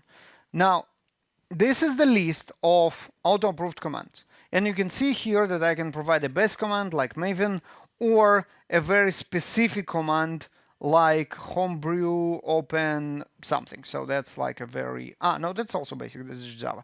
But I can also specify a very basic command. Now, the caveat here is that security teams try to save us from ourselves and have interventions for commands that they think are dangerous. So even though I specifically provided here with the right command, which is git. I have git here somewhere right here and say approve everything that starts with git. The tool decided that it needs to ask me again if I specifically want to allow this because it combines two commands. And maybe while I approved everything after git, by using the second command, the tool is trying to do something malicious. So when it will see like do two commands at once, it will require auto approve, although you already have base git in your tools. So that's a little bit annoying, but it is what it is. Victor, you have something to show? Not yet. So Not yet. I will show. Yeah, Yeah, you can okay. show Yeah, show no, you I have show a you lot. working up. Like Yeah, no, I have I a already lot showed of you stuff. two. I have a lot of Two? stuff. One. Okay, what do we have here? We have our tasks being implemented, right? This is back to Kira, obviously. And we can go to spec, we can jump right here, and here is our task list that being interactively implemented with the checkbox of how it goes and where it is. So I think it's doing pretty well. It's already, wow, this is a lot of work done. Verify cross-browser compatibility. Okay, we're close enough. And it actually does and runs Maven build. Maven build is failed. Oh, here we go. Spring Boot is running, and we probably can see it right now. Ah, no, it didn't. It was tests. It wasn't starting then. Okay, it will get to it. Okay, so same here with the rules in Kira. Oh, look at that! Look at that! Look at that! It didn't ask me for IP, so it probably won't work. But you know, YOLO. Ah, okay, that also works.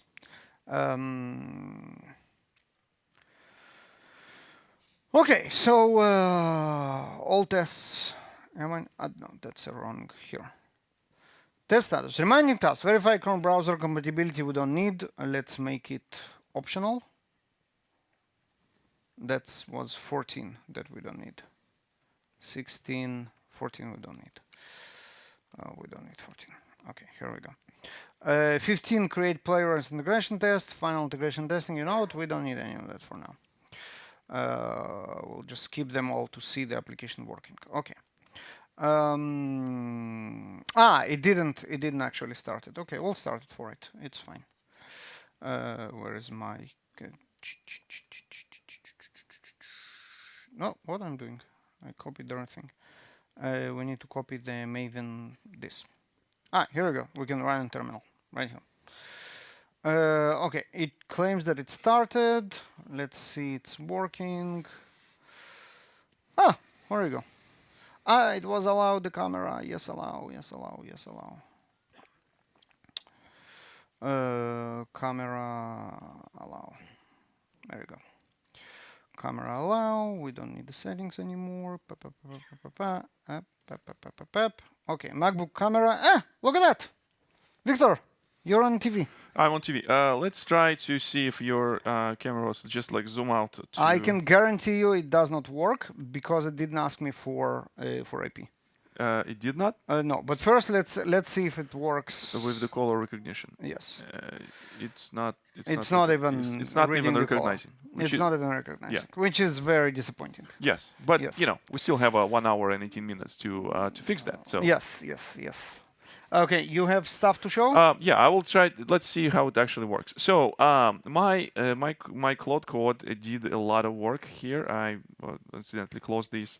Now, so what I had to do is, hey, you know, it runs, it builds the application. It's, you know, it's super cool and stuff like that. So I can do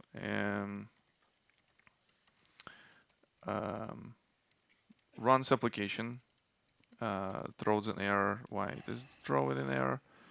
There's someone is running this port. So in this case, I will just do ls of kill and run this one more time. Maybe there was another window where I was running, but anyways. So the I think they have the same issue that the detection is not working. So the way how I want to go to fix this application works, but color detection doesn't work. Use the Playwright browser tools to Yep, investigate. that's exactly what I told Kiro to do. To investigate and fix like front end. So the way how I did this, my Playwright also was as part of my the Docker MCP toolkit. So I included this context 7 and Playwright here. So let's see if it will be able to recognize it. Now, it says, okay, so if it wants it to run it, I kill it. Okay, let's see. What if is we can, our IP? 192, 168, 835. 135. 125? No, 8, 135. 8, 125. Yeah, Okay. 35. 35. 35. So, okay, so where is it? Yep, it would say, yes, and I don't want you to ask. Okay, so it will run Spring Boot in the background. So now Claude Code also can run some external tools for you, and also analyze this. Next, open browser, navigate to application. I actually don't know if it actually means me go there or navigate there. We'll see. Show tools. Okay, so it gets the some output. Let's ignore it. It's some unsafe warnings. It's nothing to be afraid of. Now it says that okay, so there is a the tool available. Please use it. Navigate to URL. So it start talking to this MCP server, and the model that. We showing my stuff? Yeah, we're showing my stuff. So yes, I don't want these two. Okay, wait until navigation connection refuse. Why? Install browser specific config. Yes, I don't want this to be. Let's see if it actually works here. So yeah, this application is up and running. So it will start struggling. Let's see if it's Playwright browser might not be installed. So let's install first. So in the Playwright, it will be using headless Google Chrome, and let's see if it actually does whatever we need. For now, not much. So with the Claude Code, we also have ability to see what it prints out. It outputs like a truncated output. Also, you can see there's different shortcuts available that is for people who like the consoles like I am, and you will be able to do all these type of things. Now we're waiting until my front end is picking up the things. Let's see. So I think I just killed this. Okay, so fixed app color text. Okay, let's try it one more time because it looks like I pressed the escape and it killed the task. Maybe in this case it would be much easier for it to be just using curl, but we'll see if it will be able to run this with the MCP. And as you can see here, it actually uses the Playwright type of code because okay, the way why it's not connecting. Sometimes it's good that you running these tools locally, so you don't need to mess around with the ports. But in this particular case, you see the model, the agent, they're smart enough to figure out that, okay, so this stuff runs inside in Docker, but in order for me to go outside of Docker container, I need to call this like host Docker internal. So in this case, it will connect to localhost. So that's why it was failing get to localhost. Now it says, okay, so to yes, I want to allow all edits, and it will do the checks, the things.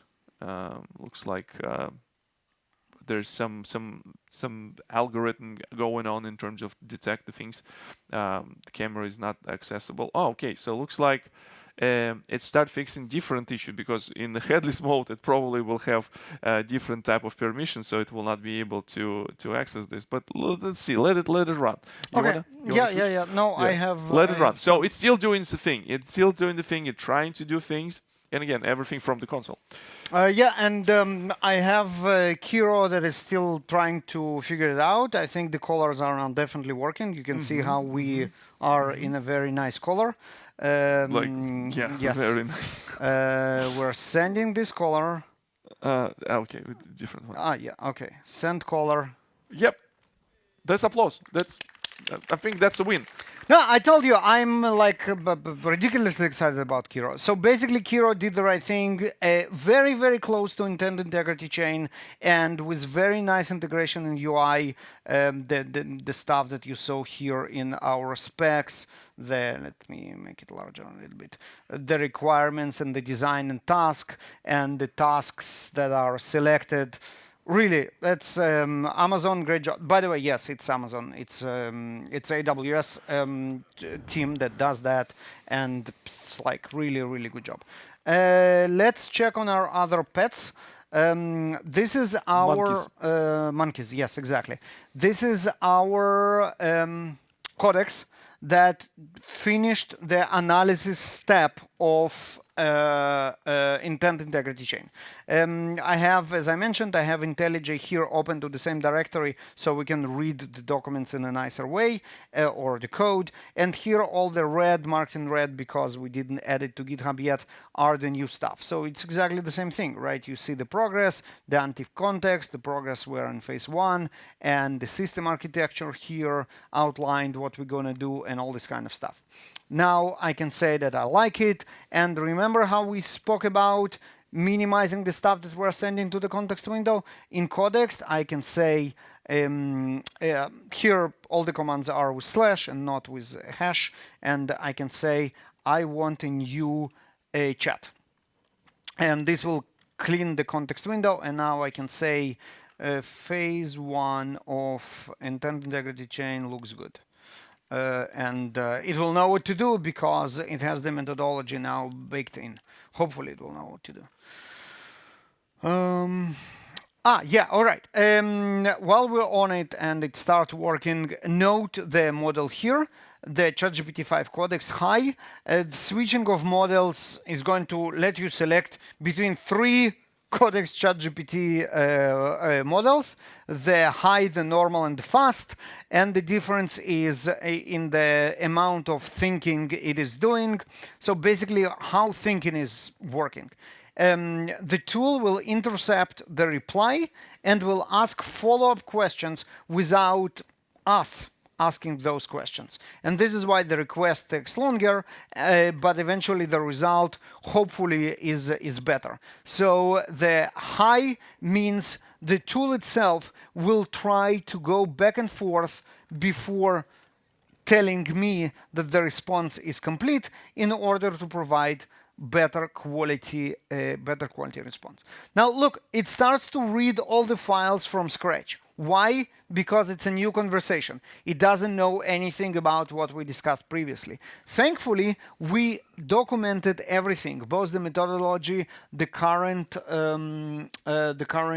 stage, and everything else. So by reading those documents, it will know exactly what to do next, and then it will proceed to our phase 2. And let's check on our Visual Studio Code. Visual Studio Code claims that it finished all the work as well. And I switched the port to be different one. Let's do 8082, so we won't have any conflicts with the other 2.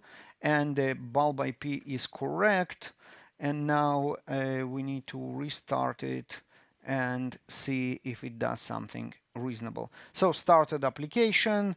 This is our application, localhost 8082. Okay, that's an interesting design. It's which model is it? Interesting enough, like while it's Grok. Oh, okay, nice. Interesting enough, like when we're testing different models, we're testing different versions of applications, and usually, even though we are not specifying like specific UI elements and how things would look like, if there's a little bit of consistency how different model will generate the generic No, result. but Grok fills me. That's exactly the level of AI and JavaScript and HTML that I do. This is very much Oh me. yeah, yeah, This like design. engineering design. Yes, Yes, the design is very much me. Okay. cameras is great, Cameras are but why great, but red? the color is definitely shouldn't be red right Yeah, now, yeah. right? So yeah, no, the color doesn't work yet. Send to color. Let's see. What it says? No, nothing. It was supposed to be red. It's not. Ah, okay. Error sending color. Thank you very much. Okay, so back to Back to drawing drawing table. board. Yes. You ready to switch? Go for Yeah. it. So like, and this is where we're going into this, you know, the downward spiral of kind of like go into the doing the things. 80% of time, or like what's the saying? Like 80% of time it works 20% of time, or no, vice versa. So 20% of effort goes into 80% of application. So everything was easy and how we started, it generates everything. But the last 20%, when something is not working, it takes like a majority of the time. So what is happening right now? So it looks like the using the Playwright, it was not successful because it runs inside the Docker. So maybe I need to switch the Playwright and not use this inside the Docker, but use this in my host machine. So it will actually can start the proper browser. And what it's trying to go documentation, trying to figure out how to properly use this the caller thief library that will be reading data from your camera, and after that updating this. So in this case, it found perfect. I found an issue. Color thief get color expects HTML image element, not the canvas. So we're gonna see if this actually fix the issue. It's probably the same error it has here. Let's see if we refresh. Let's do refresh with the where's the inspect and disable cache and stuff like that. Where's the, let's see, refresh. Still not doing whatever we wanted it to do. On your regular browser, not the Playwright camera should be activated, and RGB value should update continuously. Video detect. So it's not. And let's see what kind of issues we might have. Do we have anything in the console?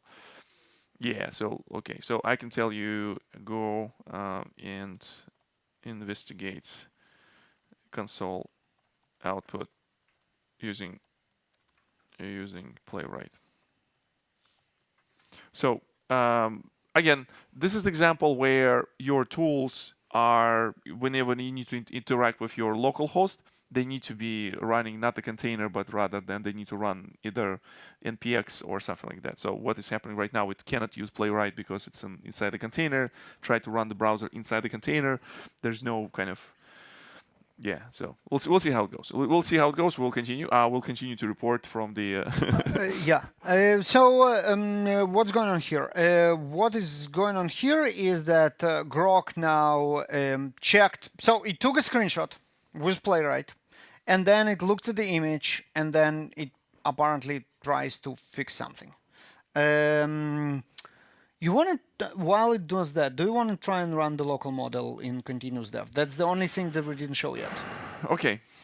It's gonna be painful, but Yeah. I'm Yeah. up for this. Yeah, go for it.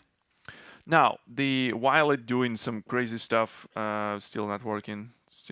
Keep trying. It's working. Keep trying. Don't use Playwright. You gave up? Because again, it runs inside the Docker. Don't use Playwright. Just figure out from code and code documentation in context 7. Now, okay, so we go on with the world of the local models. First of all, what is the local models? We do have this fascinating tool called Ollama. Anyone using Ollama, or at least try to run this Ollama? Ollama is the application that runs locally and allows you to manage different models. There's some models that you saw today, GPT-5, Claude, and others. They're proprietary models. They available as a service. But some of the models, they open source. Either a company that donated this to some of the part of their research into open source. Like for example, in this particular case, we do have a GPT OSS, which was a recent model based on GPT-5 that is available in open source, so people can run to do this. Before you do that, let okay. me show something. So there is a very nice alternative to Olama, and it's called Docker Desktop. Again, Docker Desktop, except of having MCP toolkit, also has models storage and model runner. So exactly like you do with your Docker images, you can find on Docker Hub, you can find models. Which model? Give me a model name. Whatever, just What Mistral. it was? Gwen. Mistral I haven't Quen. installed. Quen? Yeah. Quen. Here we go. Right, so there are all our, that's the Quen coder that someone mentioned, and we actually try to run it locally. And you can pull it. We won't do it because Devox Wi-Fi. And you can see flavors. That's the extra large. That's the latest. Their size. They are not very small. But then you actually can have them locally and run them locally. I have Mistral here running, and it's always running once you have your Docker desktop up and working. It's ready to go at any time.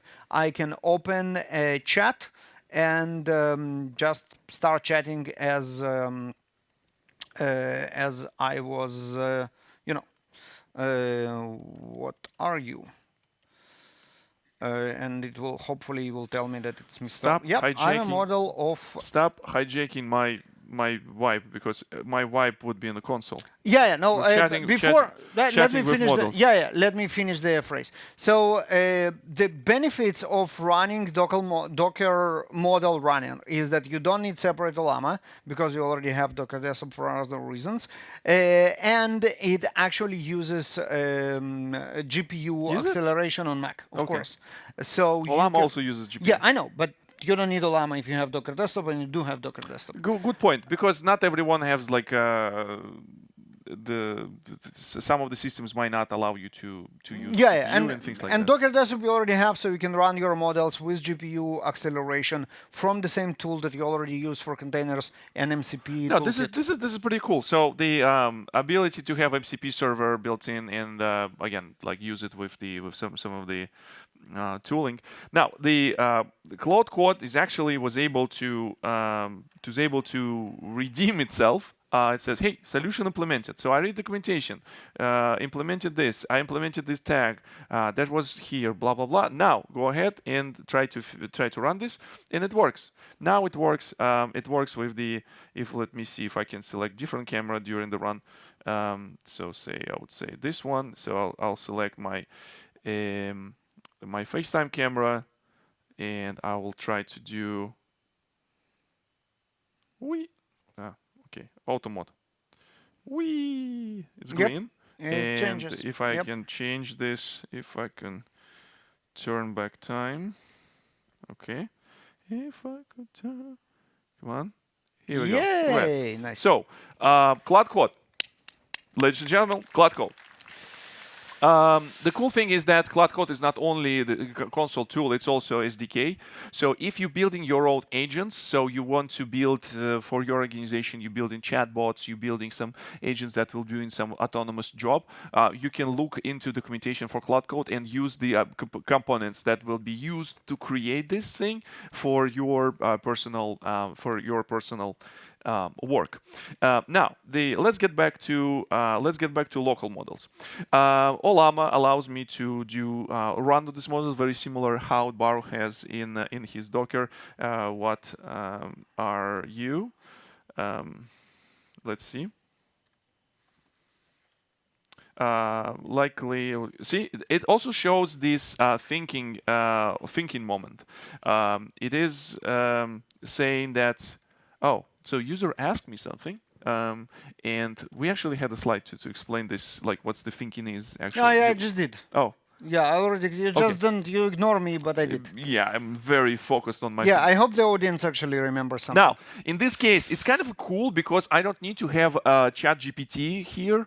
It is will be available on my laptop. I can ask the sorts of questions like I don't know what's the give me uh, give me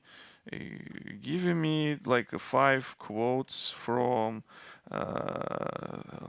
weapon said by Riggs.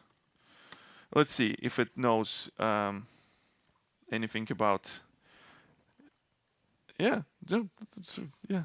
So I guess that's the thing. So with the local models, you can do this type of stuff without having like ChatGPT. Now we want to use it for different purposes. Obviously, definitely we're do. coding in the world of the agentic IDs. Now the bad news is that with the tools that we're using, we cannot do this, and with the Windsurf, with the Cursor, they designed to be used with the hosted model. So they will be calling APIs and they will expecting kind of like you to either use whatever models provided by the systems or you kind of like using something that will be hosted but also available within your organization, like Amazon Bedrock. Anyone using Amazon Bedrock, Open Router, any type of system that very similar to allow you to run this? Okay, so a few people. There will be a few cool folks from Amazon to talk about Bedrock. James Ward probably somewhere here as well. Ask him about the Bedrock. We cannot do this. We want to do this from a laptop. We want to run this from here. So we got to find different tool, and we actually found this. And there's also example of another continue.dev. It's called continue.dev. It's another agent. It has a plugin for VS Code. We will go away with the VS Code, very similar to what we showed you here. Or we can use something like what is known as Klein or C-Line, because those tools allows us to integrate with Olama. So in this case, I can show you, for example, in the selection of the model, I can select a Olama. It runs locally. It found what kind of models I have. I have this GPT, Gwen, and these things. And after that, I can start chatting about. Let's ask something simple and see what if it will be able to say like who, hello, write me hello world in Kotlin. We're using coding model. Let's see if it would work. Now, first of all, it will take a lot of time to do this. Even though it's not going to internet, it will try to interact with local model, and it will use a lot of memory. And also, everything boils down to the system prompt. So the Klein or C-Line has a system prompt that knows how to talk to different models. So when I do API requests, it's actually doing multiple requests. It will try to elaborate what we're asking, and it will take some time. Another tool that I wanted to, as I mentioned, I wanted to use while it's doing the thing. I wanted to use this with. Okay, by and I wanted to use this CN tool. So command line tool, continue.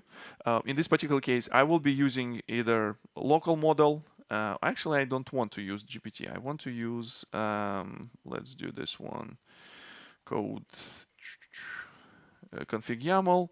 So in here, I can select the models. In this particular case, it will use Gwen or GPT. So what I can do here, select model. Actually, you can do the same things. You can do this in Codex. You can do this in Claude. So in this case, I'm going to use Gwen for coding. And now I can say that, okay, so write me a hello world in Kotlin. Just this example. And after that, I will apply our system prompt that we use for the rest of the tool. So talking to the model. Let me check in existing coil files. Now, for some reasons, it wants to look for existing files. Kotlin. We'll see. Okay, so I created a new file called hello Kotlin. So it's local model. So local model, let's see if it's um,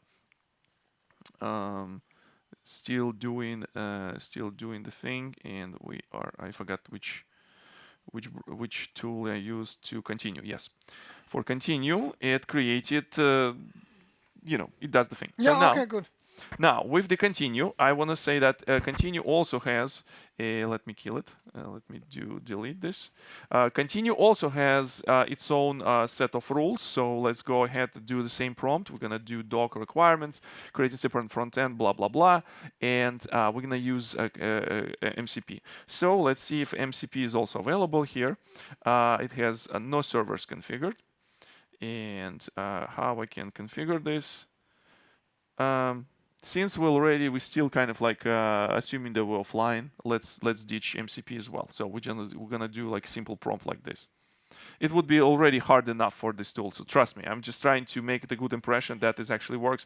It works kind of by luck, not by some sort of like consistency or whatnot. Or methodology. Or methodology, exactly. So at least let's see if this time it will not generate me JavaScript that generates the backend. So yeah, it's a true story. So I asked it to generate the rules, and it generated me a JavaScript file that will be writing a file called backend.md. It has backend as a title in hash in this. So it's trying to look into something. So tool itself, the agent itself, knows what to find. Okay, so let's continue. Continue. So it's trying to find the files that I'm asking. So it has a little bit of understanding of the prompt. So the agent, this continue, has a conversation with the model right now. So and certain tools that are available. So for example, Gwen model is capable of running tools. When you're picking up the models for your local development, make sure that your model know how to run the tools. In configuration for continue, what I can do here is give me to show you this one. There's different roles how you can apply. You can use different models for different roles. You can have, say, the model that will write in code and the model that will be used inside, say, ID as a completion. You can use absolutely two different models. You can have a different model for chatting. In this particular case, I'm saying that my Gwen, local Gwen that is deployed, use this for creating files, chatting. So apply will be essentially, that's your agentic expectations. And capabilities tool use, meaning that it will know how to call external tools. So it's doing something. And let's see, it's a different. So inside the continue, it created file.roles. I don't know if it's the correct way. I think that's the way how it's done. It generates the file. And yeah, so we get some result. So as a next step, now we do have this rules. What I'm going to ahead and run our next system prompt and see if this. Do I want to do this with methodology or just No. Spare it. Yeah. Okay. So in this case, I'll just alive. Yeah, I'll do no methodology. So in this case, it will use. I don't know what is their syntax for dealing with files. So I'll just keep it like this and do emphasis. And see if this will be able to do anything. So honestly, I will be super surprised if it will do this. But we live in the time of wonders. So read the requirements. You have rules, so go ahead. So it will do. You cannot hear this right now, but my laptop usually doesn't make any sounds. Here right now, it's actually taking off. Yeah. And to show you, meanwhile, another agent that also works with local model, trying to do something and it wants to create a file, and it's also created a file. So two tools, Client and Continue, they have ability to do this. Client also has the agent that runs inside the console, inside the VS Code, but we will continue with continue, no pun intended. Look at this, check this out. So actually does something. So maybe we'll have some working advice for people who want to run this in airports, in cars, planes, in conferences. Yeah, in conferences, yes. All right. Okay. So just wanted to check in on our friend Codex here. It's chugging along. It's definitely taking its time because, as I mentioned, it's a high reasoning model, so everything is painfully slow.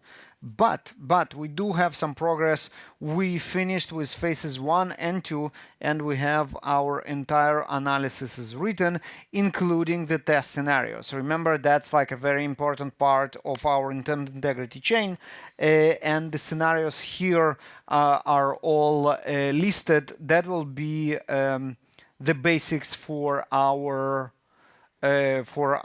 specs that will become tests, that will become the test-driven development.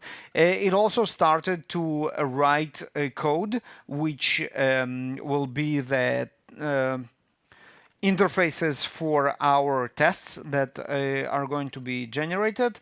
And basically, it created a POM XML with the right file, with the right dependencies, and you remember the dependencies are correct because they're all coming from context 7, so this is safe.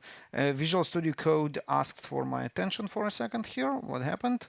Yeah, poor Grok is still trying to make it work. There is like they're trying really hard.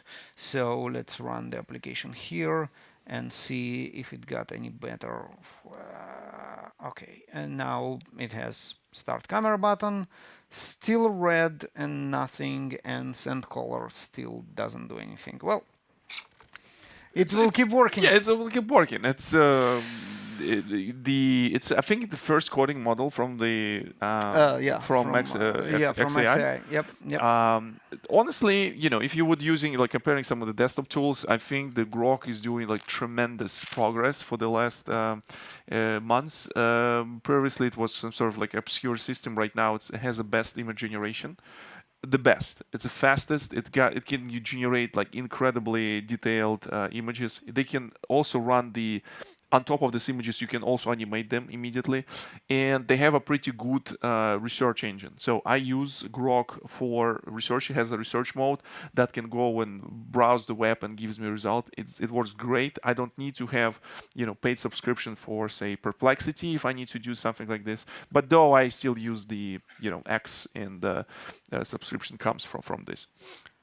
Now, I'm actually like super excited to see how this will turns out. But this stuff is actually start doing some things. I will let this to run this by its own. But after that, I really want to enable MCP server for this. So continue CN also supports running MCP servers, and I will go and configure this when it start failing. So it will try to maybe call MCP server, and maybe we'll find some awesome documentation. But so far, what I can see, it generates seemingly looking fine. Maven project. Let's refresh it. I always forgetting. Do you actually know what's the difference between sync all Maven projects or like refresh all Maven projects? No one knows, but it's also like they are combining it into one, so don't worry about it. What's the reload all the projects? What's gonna be sync? Or I just generate sources. So yeah, this one is doing something, generate some code. Application.properties, it's there. Like, let me fix this port so it will not problem. And I'm not even trying to rely on it to ask. The higher level models and more complicated tools allow you to ask this. Yes, please, absolutely. Yeah. So while we wait on the local model, on the poor Grok to fix something, and Codex definitely takes some time. I have a couple of more slides that I wanted to show you. So MCPs. We spoke about Context 7 extensively. We spoke about Playwright. GitHub MCP is also highly recommended. The only problem with GitHub MCP is that it has 101 commands out of the box, so it will dramatically slow down your tools. Enable what really matters. Now it covers everything that there is in GitHub, including stuff like issues and discussions and GitHub actions and organizations and enterprise and what's not. Just go ahead and pick the commands that you are going to use. Stuff like pull and push and rebase, maybe manipulations with repos, the stuff that really that you really want the model to use, and then it's pretty nice. There are bunch of awesome lists of MCP servers of note. The one from Pankai is very nice, so recommended to look as well. Just as a reminder, you go to shownotes.taxcare.com, and all those links are there for sure.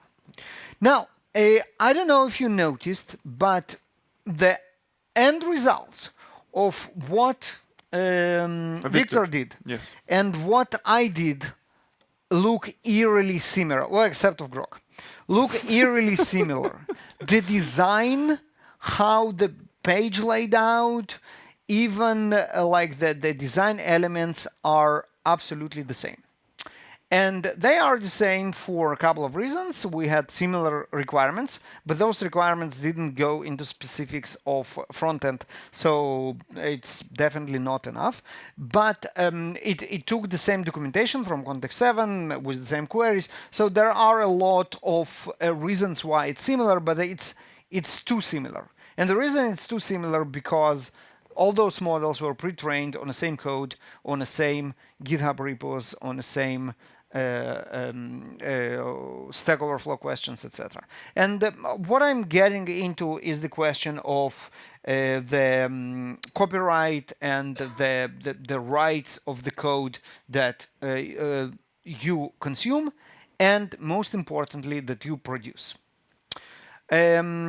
Well, not us, LLM read all the end user license agreements of all the different tools that we showed you today, so you won't have to. And this is what we found. The generated code is yours, but no one can guarantee that this code is unique. LLM might end up generating the same code for me and for the next guy. And that's exactly actually what happened. So you need to be aware of that. Now, if you try to copyright it and say no one else can generate the same code, you are might find yourself in a position that someone already generated the same code. Now, all the tools except one, except Juni, trains on the code that you generated by default. The code that the models generate go into the company that provides the model to keep training. Well, and the local models obviously don't do that. But everything else, all the tools, Visual Studio Code, Kiro, and all those tools will send the code back for training. Juni, there is a checkbox that says don't do that. And that's because they don't have their own model.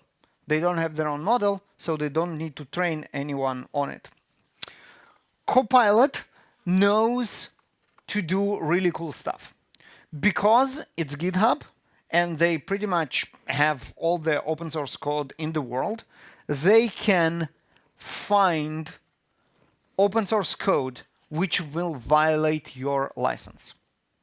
So you can say, if the model generated the code which is GPL, make sure to not put it in my code base.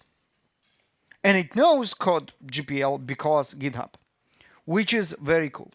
Now, if you pay enough money to GitHub in the enterprise subscription, they also provide you with legal protections that the code that GitHub Copilot will generate won't include any open source infringements, which is very cool. And Copilot can also warn you, and you can set it up to block from generating code which is similar to open source out there, which is also very, very cool. Yes? So it stops it from, if you pay enough for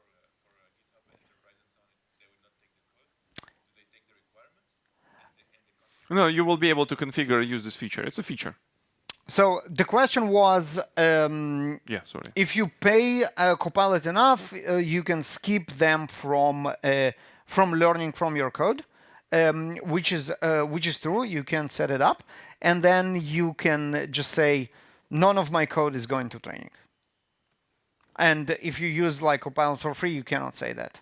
The only ones that won't use your code for training will be Juni because they have nothing to train. They don't train models, at the moment at least, publicly. Who? Of what we know, JetBrains. Yeah. Anything to show? I'm still working. It's actually a generated project, and it compiles. Okay, let's see. Almost. Our codex is actually at the end of phase 3. And phase 3 did exactly what we needed it to do following internal integrity chain. It generated scaffolding for the tests. It authored backend tests that are failing because not yet implemented. It built a playwright harness for the UI tests. Updated documentation, which is very cool. All new tests expected to fail, pretty cool. And now it actually says, give me the IP, and I will go and actually start using that. So this is pretty cool. All I need to do is, again, start a new chat, and then say bulb IP is 162, what was it? 192, 168, 192, 168, 8, 135. People telling you. People, yeah, no, that's a t-shirt. Definitely, thank you. Go for phase 4. Now it will go like, what? What bulb IP? What are you talking about? It's going to write it right here, which is pretty funny. Hopefully, maybe. Yeah, no, but it go like, I have no idea what are you talking about. Yeah, it's not funny like haha, it's funny like yikes.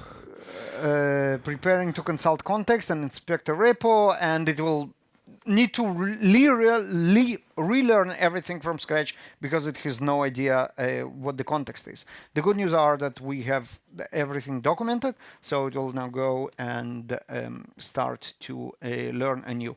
How our poor Grok is doing? Okay, Grok is sure that it fixed everything right now. So let's try and run it. Okay. Start camera. Nope, same. Still red. Send color. Still nothing. Yep. You want to take it? Yeah, I was actually surprised that we went that far. So this is what the local Gwen model is generated this. For some not reason, bad. it says not bad.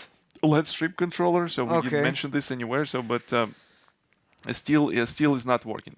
So let's see what it says.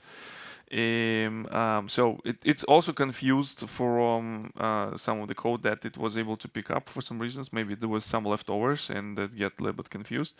Okay, Spring boot application runs and compiles, but no camera detection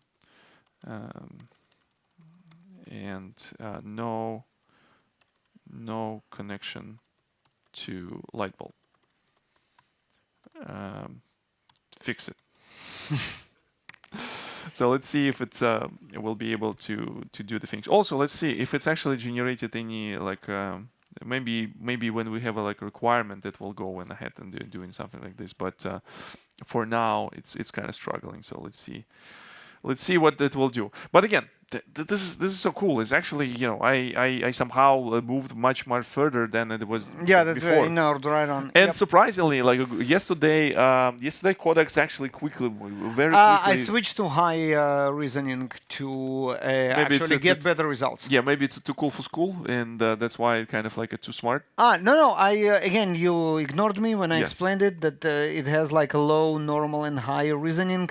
So I switched it to high reasoning in order for it to get better, and it's just much slower because it is high reasoning. Okay, so but I have additional internal loop that will evaluate. I explained all that. Yes. Yes. That's everything you need to know about my attention span and Yeah, how I stressed during the live demo and not paying attention to anything else. Yeah, so I hope that switching to high actually will produce good results eventually, sometime in the next 4 hours. But it actually chugging along and doing what needs to be done. And where is our poor Grok? Okay, poor Grok thinks that. Now it wants me to debug. It wants me to open developer tools, go to console lab, and do its work for it, and use playwright MCP for that. Let's see if it can do that. Basically, it needs to open the browser right here inside Visual Studio, and then be able to navigate the DOM and see the console and everything else. It's gonna be the same problem. You need to write the playwright not in Docker. You also didn't pay attention for the things what I said. Yes. So let's see how the good partnership works. Kind of like everyone is happy because no one is listening. All right. Yes, your playwright most likely will be running inside your Docker container. So the local host inside Docker container would be a different local host. So it won't be able to open anything. Yeah, exactly. Yeah. Since you're running the headless mode, it will not be able to open the browser. So it will be the problems and stuff like that. Okay, so you can switch to like playwright that is local. Yeah. So meanwhile, it's actually interesting enough. It started doing some weird stuff. Like now we looking into OpenCV functionality for implementing the camera. How did I'll create a complete implementation that includes camera detection with OpenCV functionality, bulb connectivity, and proper control structure. This is where I think I need to interrupt and try to convince it to use MCP. I think that's where. I disable it because I was not sure if it's gonna work. So let me see. Let's try how tool calling, because this is total nonsense. This is not what we're expecting, and this is why kind of like we cannot have a good things and people thinking that the coding with LLMs is dumb.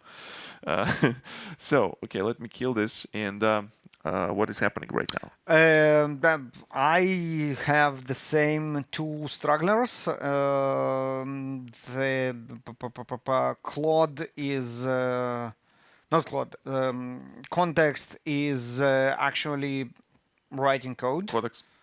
Codex is writing code, and Grok is baffled by my request to do something with MCP server.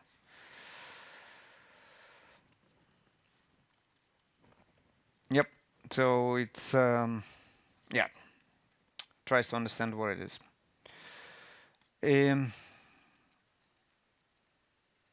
And this is Codex. Let's see what's going on in Codex. So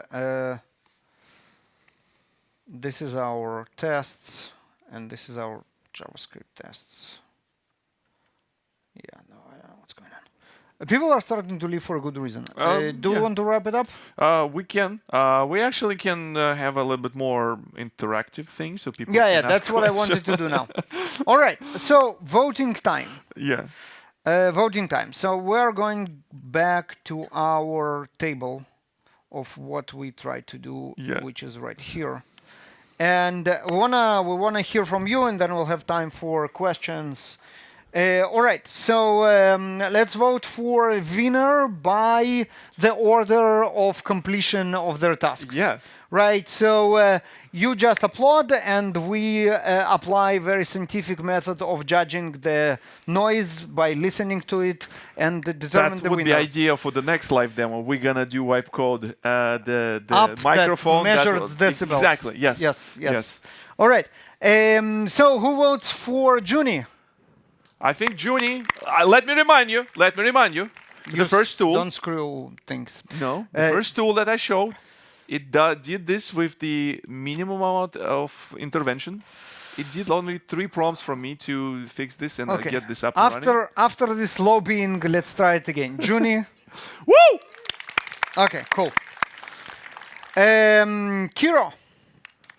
Again, let me remind you what you saw, right? I You don't saw- need lobbying. People love it. Yes, no, it's actually pretty cool, and the built-in spec-driven that is part of UI. You still can vibe because they have a different mode where it will not apply all this kind of like a younger generation. They like vibing, and the older generation will like things structured. Even though we're not doing the waterfall, we're still doing kind of like a agile style. Process, Yeah, but yes. we like the processes. Yes. Okay, next one was Claude Code, that basically just did its thing in the In the background, In the yeah, I very think it's efficiently, it's absolutely. exactly how the agent should do things, right. right? It was like no fuss, no flashy UI, nothing, Yeah, but it did yeah, what it needs to do. exactly, yeah, that yeah. was very cool.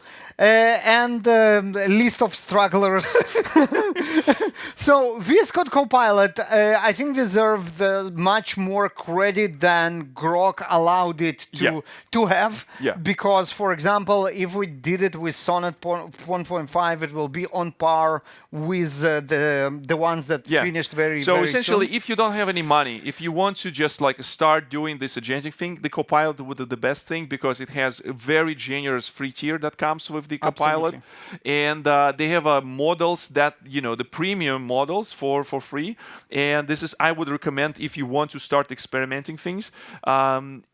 Copilot definitely has a lot of thoughts on how it would be integrated in the bigger ecosystem. It works. So I didn't show you, but you saw this button that you can actually send the workloads to work on GitHub in the cloud, and then the UI actually switches from VS Code to GitHub.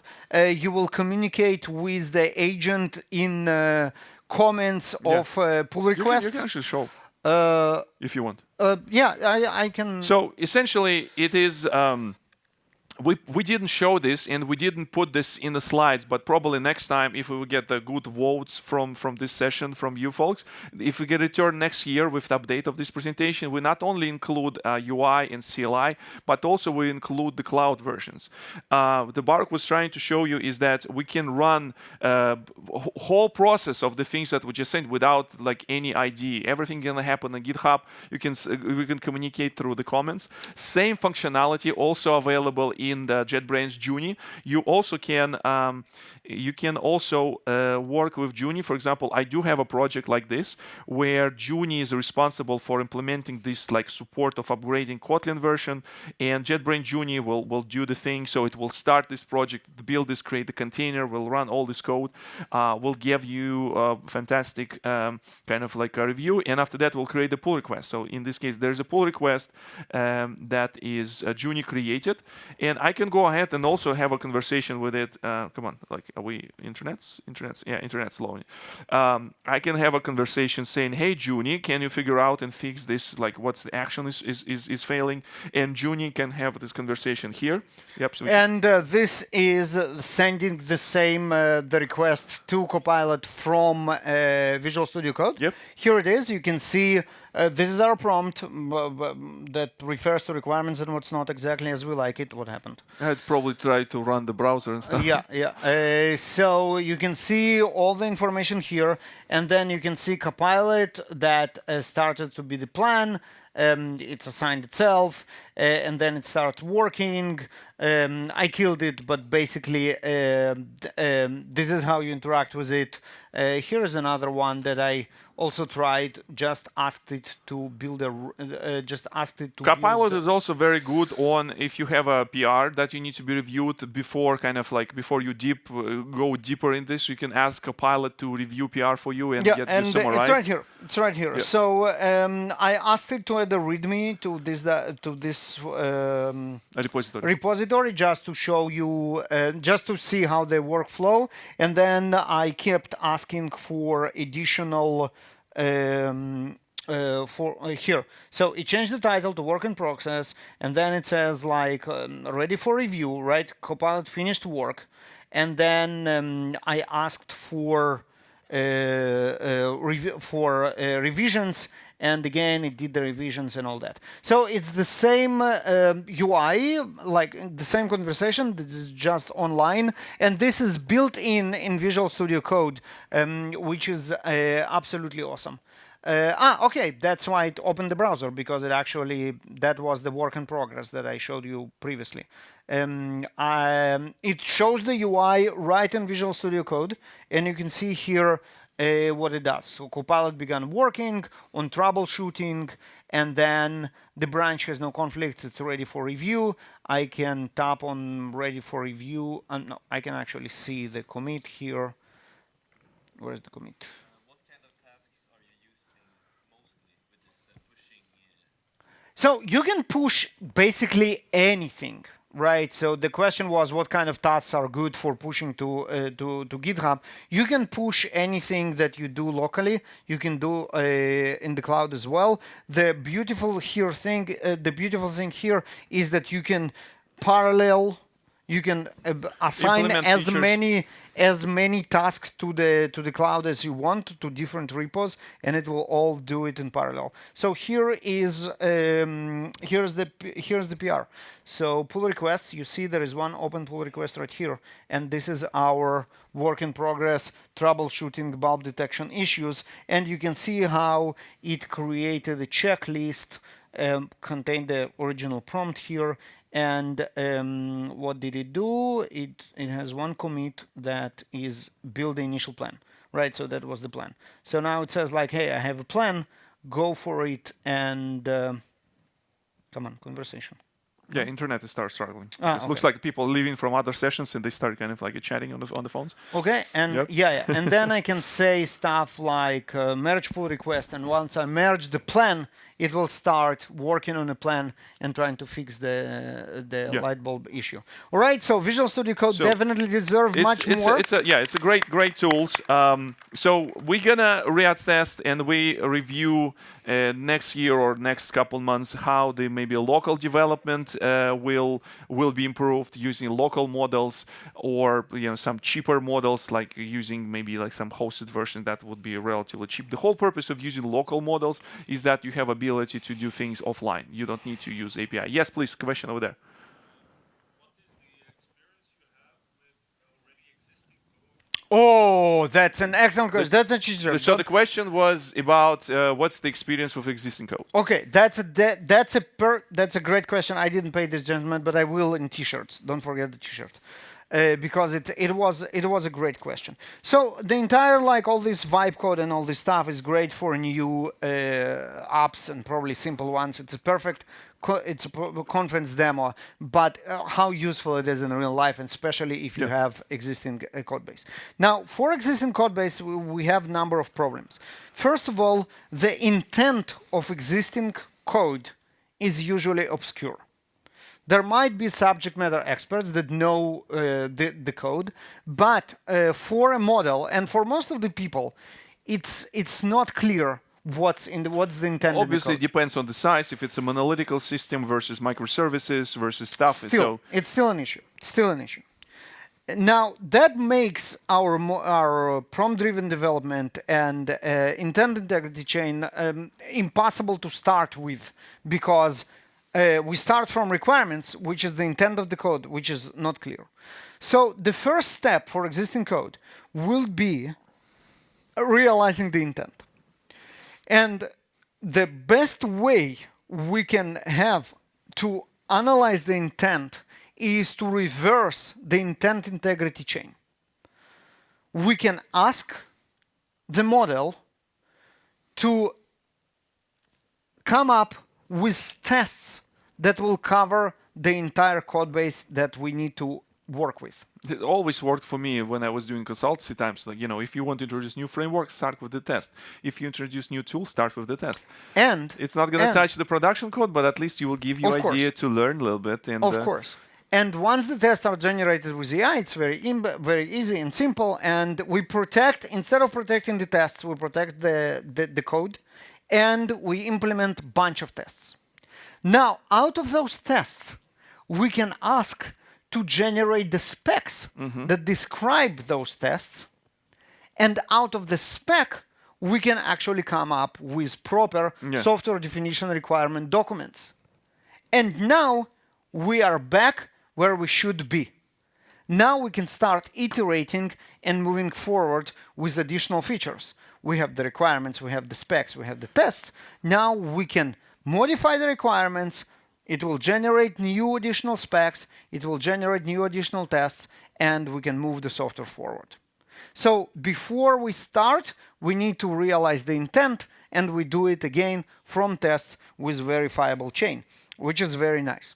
Now, another very important concept that, at least in my mind, is making tremendous comeback with AI assistant coding is microservices.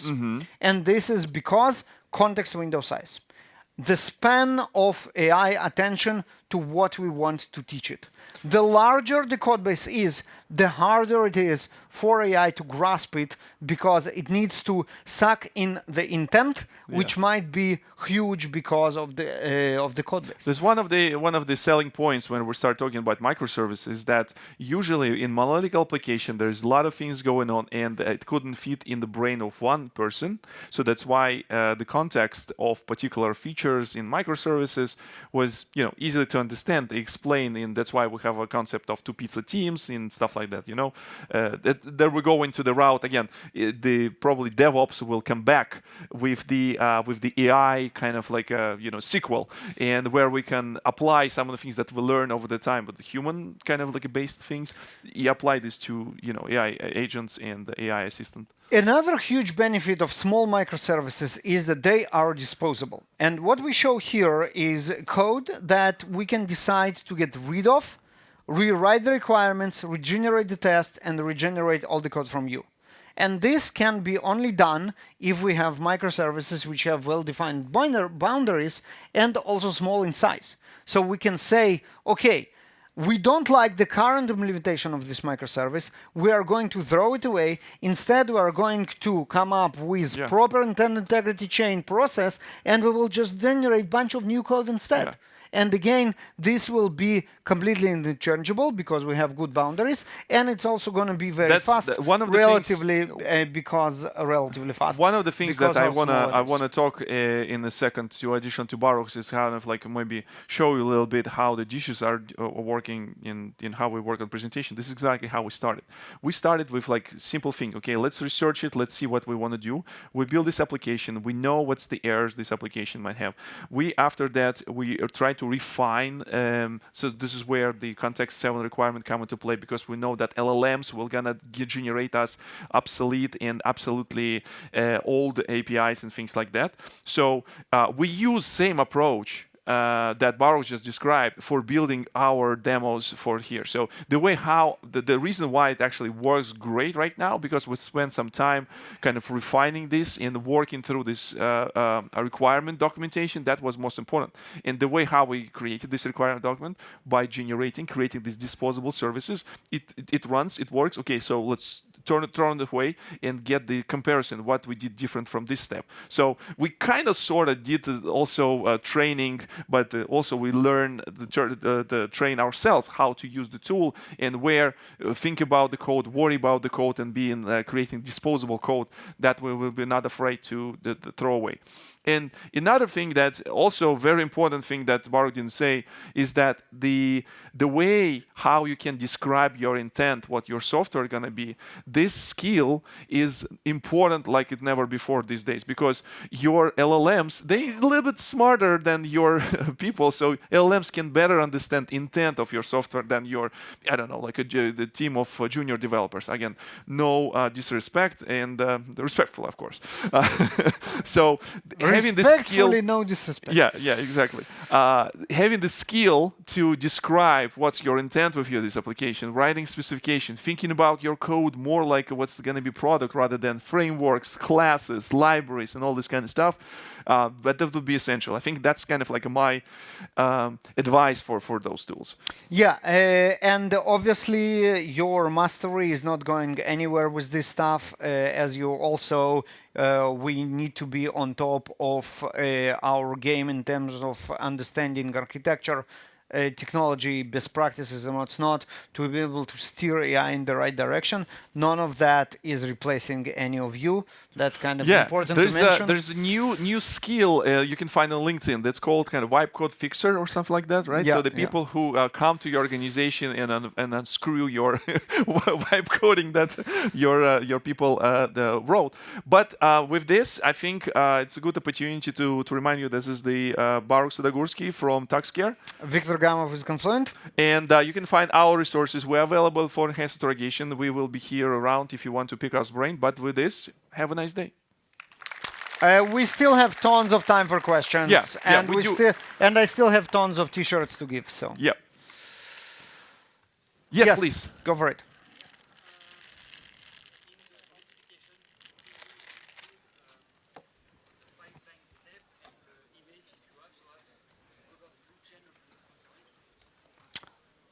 In the specification, can we have?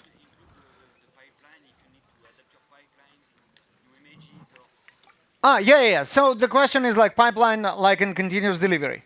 Yeah. So we stayed away from continuous delivery part. The question was, what about pipelines, continuous delivery, Docker image, and what's not? We stayed away to keep it simple. We run it all on our machine. But obviously, it's exactly the same thing, right? Context 7 has documentation for all the CI and CD tools and Docker and what's not. And it's all a matter of putting that in the requirements, and it will do all that. In the end of the day, thanks to DevOps and configuration as code, everything is code, and that's exactly the same process. We explicitly in our requirements, surprisingly, the models, the more advanced model, they actually know and anticipate to create all these things. If saying we build a microservice, okay, so let's bring database, let's bring containers and stuff like that.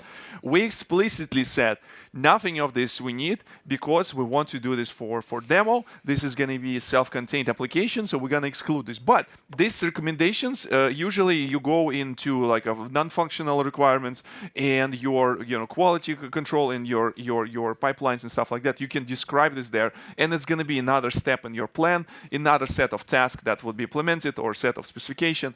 You probably also will have a set of like a smoke tests for running this in containers and so far and so on. Yeah, and it will work exactly the same way. Yes. Yes.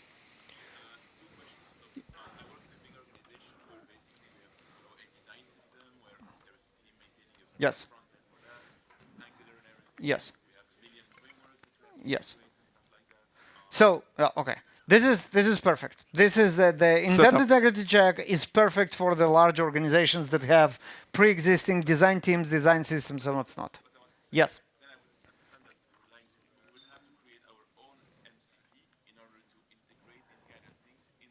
Yes, and if you want to use those tools in the model and you want a model to query those systems, the easiest way is to create your own MCP. Now, the creation of your own MCP is literally maybe 50 lines of code. And we have a talk about this. We have a talk about If you're that. going to check AI assist engineering, you can see how you can build MCP server with Quarkers just with one annotation. And Spring Boot and Quarkus, Longchat4j, it's extremely simple. Basically, you have a service that you write the code of what it connects to and what it brings back. You put an annotation. It's a tool. This is how AI is calling this tool, and you pack it in whatever you want, like Docker image and what's not, and you're done. It's extremely simple. One of the reasons why now we have more MCP builders than MCP users is because how simple it is. Everyone is MCP builder, but not. Yes. And specifically for UI part, so you actually can dump your screenshots into conversation with your agent, and MCP can return images, and you can recognize it.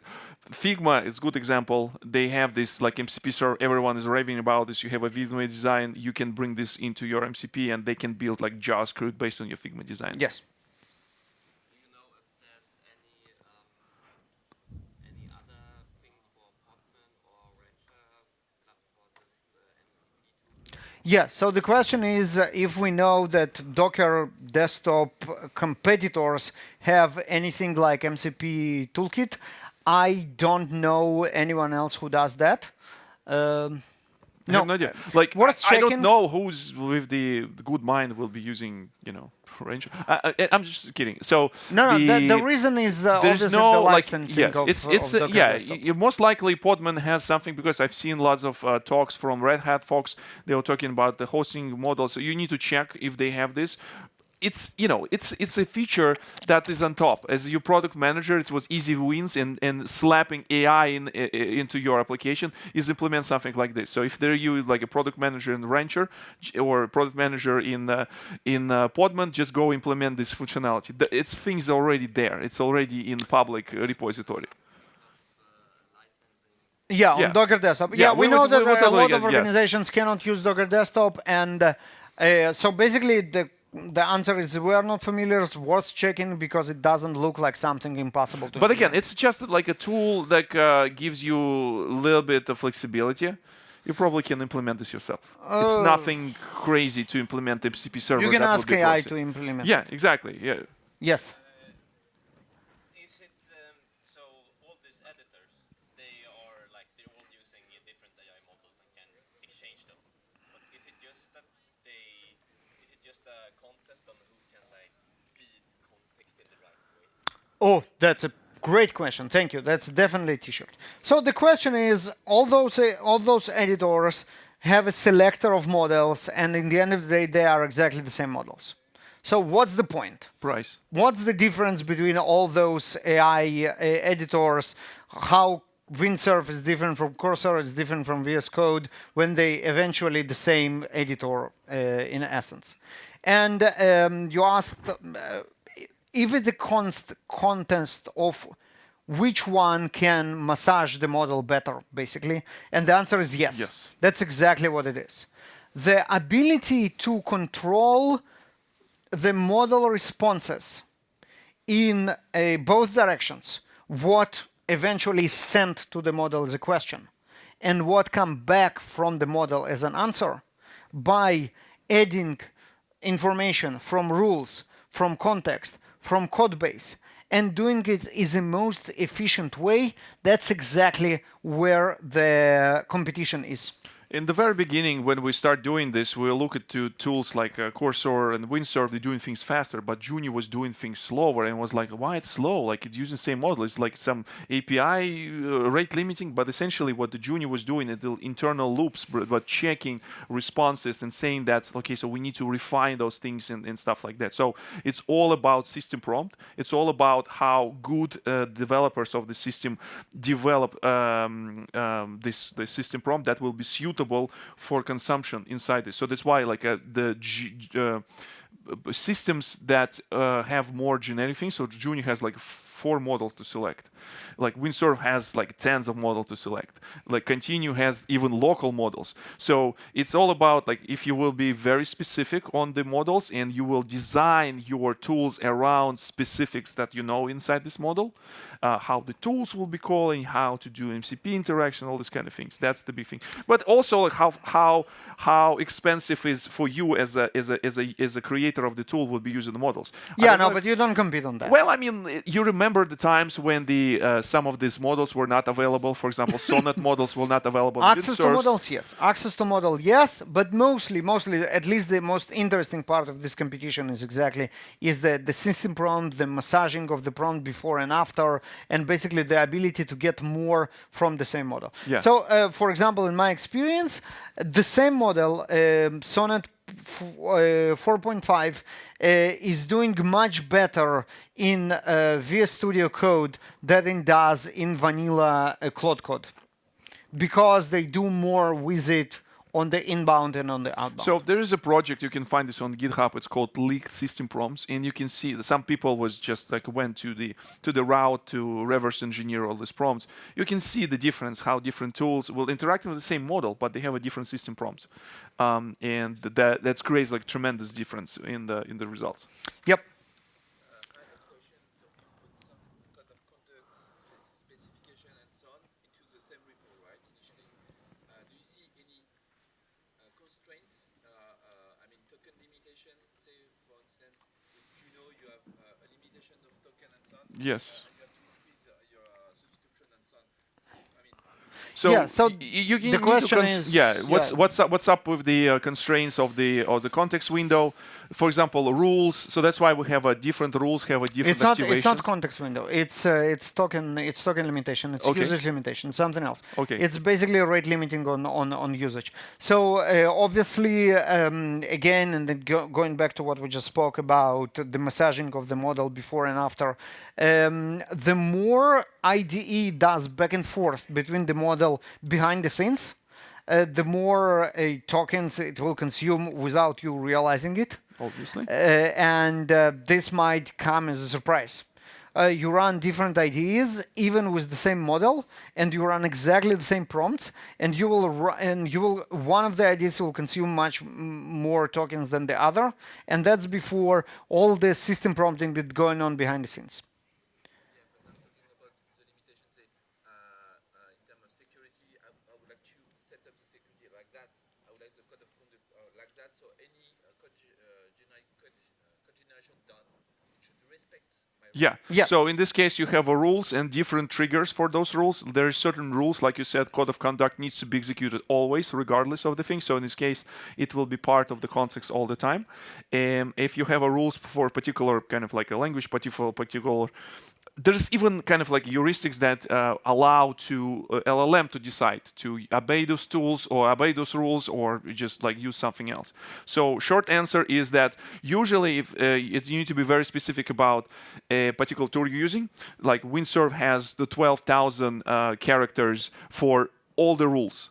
So that's why they recommended you to split this from one .windsurf.rules file to multiple files. In each file will have a different activation, so you will obey these 12,000 characters. It's not even tokens; it's the characters because you need to check documentation for the things. I know for Windsurf, for the Juni does like smart things and it figures out how to not to blow up the context window. Other tools again need to check documentation. What's the size? Yep. There's a question over there. Yeah, gentleman with mustache.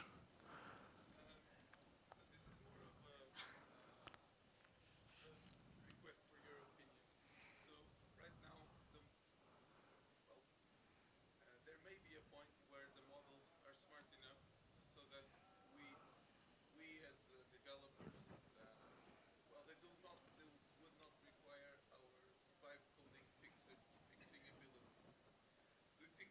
What's your opinion on that? Do you think that is going to happen at some point? So the question is, will we ever be at the point when the models are so smart that the vibe coding fixers are not needed anymore? So the problem with why vibe coder fixers are needed now and will be needed in the future is human language. The problem is that the intent that we express in human language is never clear enough to be what's the word Interpreted by no like yes, so it won't be always correctly interpreted by the UI, and this will never change. It will never change because human language is unambiguous, that's the word. Because human language is ambiguous and will always require the clarifications after a model understood something from it. And there won't be ever a model that will do it correctly from the first take because of our inability as humans to explain things in an unambiguous manner. It's just impossible. So in the end of the day, our job is to clarify the intent in every point of the intent integrity chain. When it goes from language to requirements, when it goes from requirements to specs, when it goes from specs to tests, we have to be there not to correct the syntax, but to align the intent. Yeah, I think that's a wrap. We will be available outside. Yeah. And thank you so much for coming. Don't forget, there's There's like a 5-star vote thing only works. Yeah, that just vote 5 stars. The rest Other doesn't buttons work. doesn't Yep. work for some reasons. I don't know. Maybe Also, it was if love-coded. someone feels that they want a T-shirt for voting 5 stars, we can do that as well. It's a bribery. We can- and we Is it? Is it? Probably. I don't maybe. know. Thank you so much. Hopefully you had a great time. We had a great time preparing this. Hopefully you get something interesting, or at least you've been at least entertained. Yes. Thanks so much for staying at Thank the you. very end. Thank you.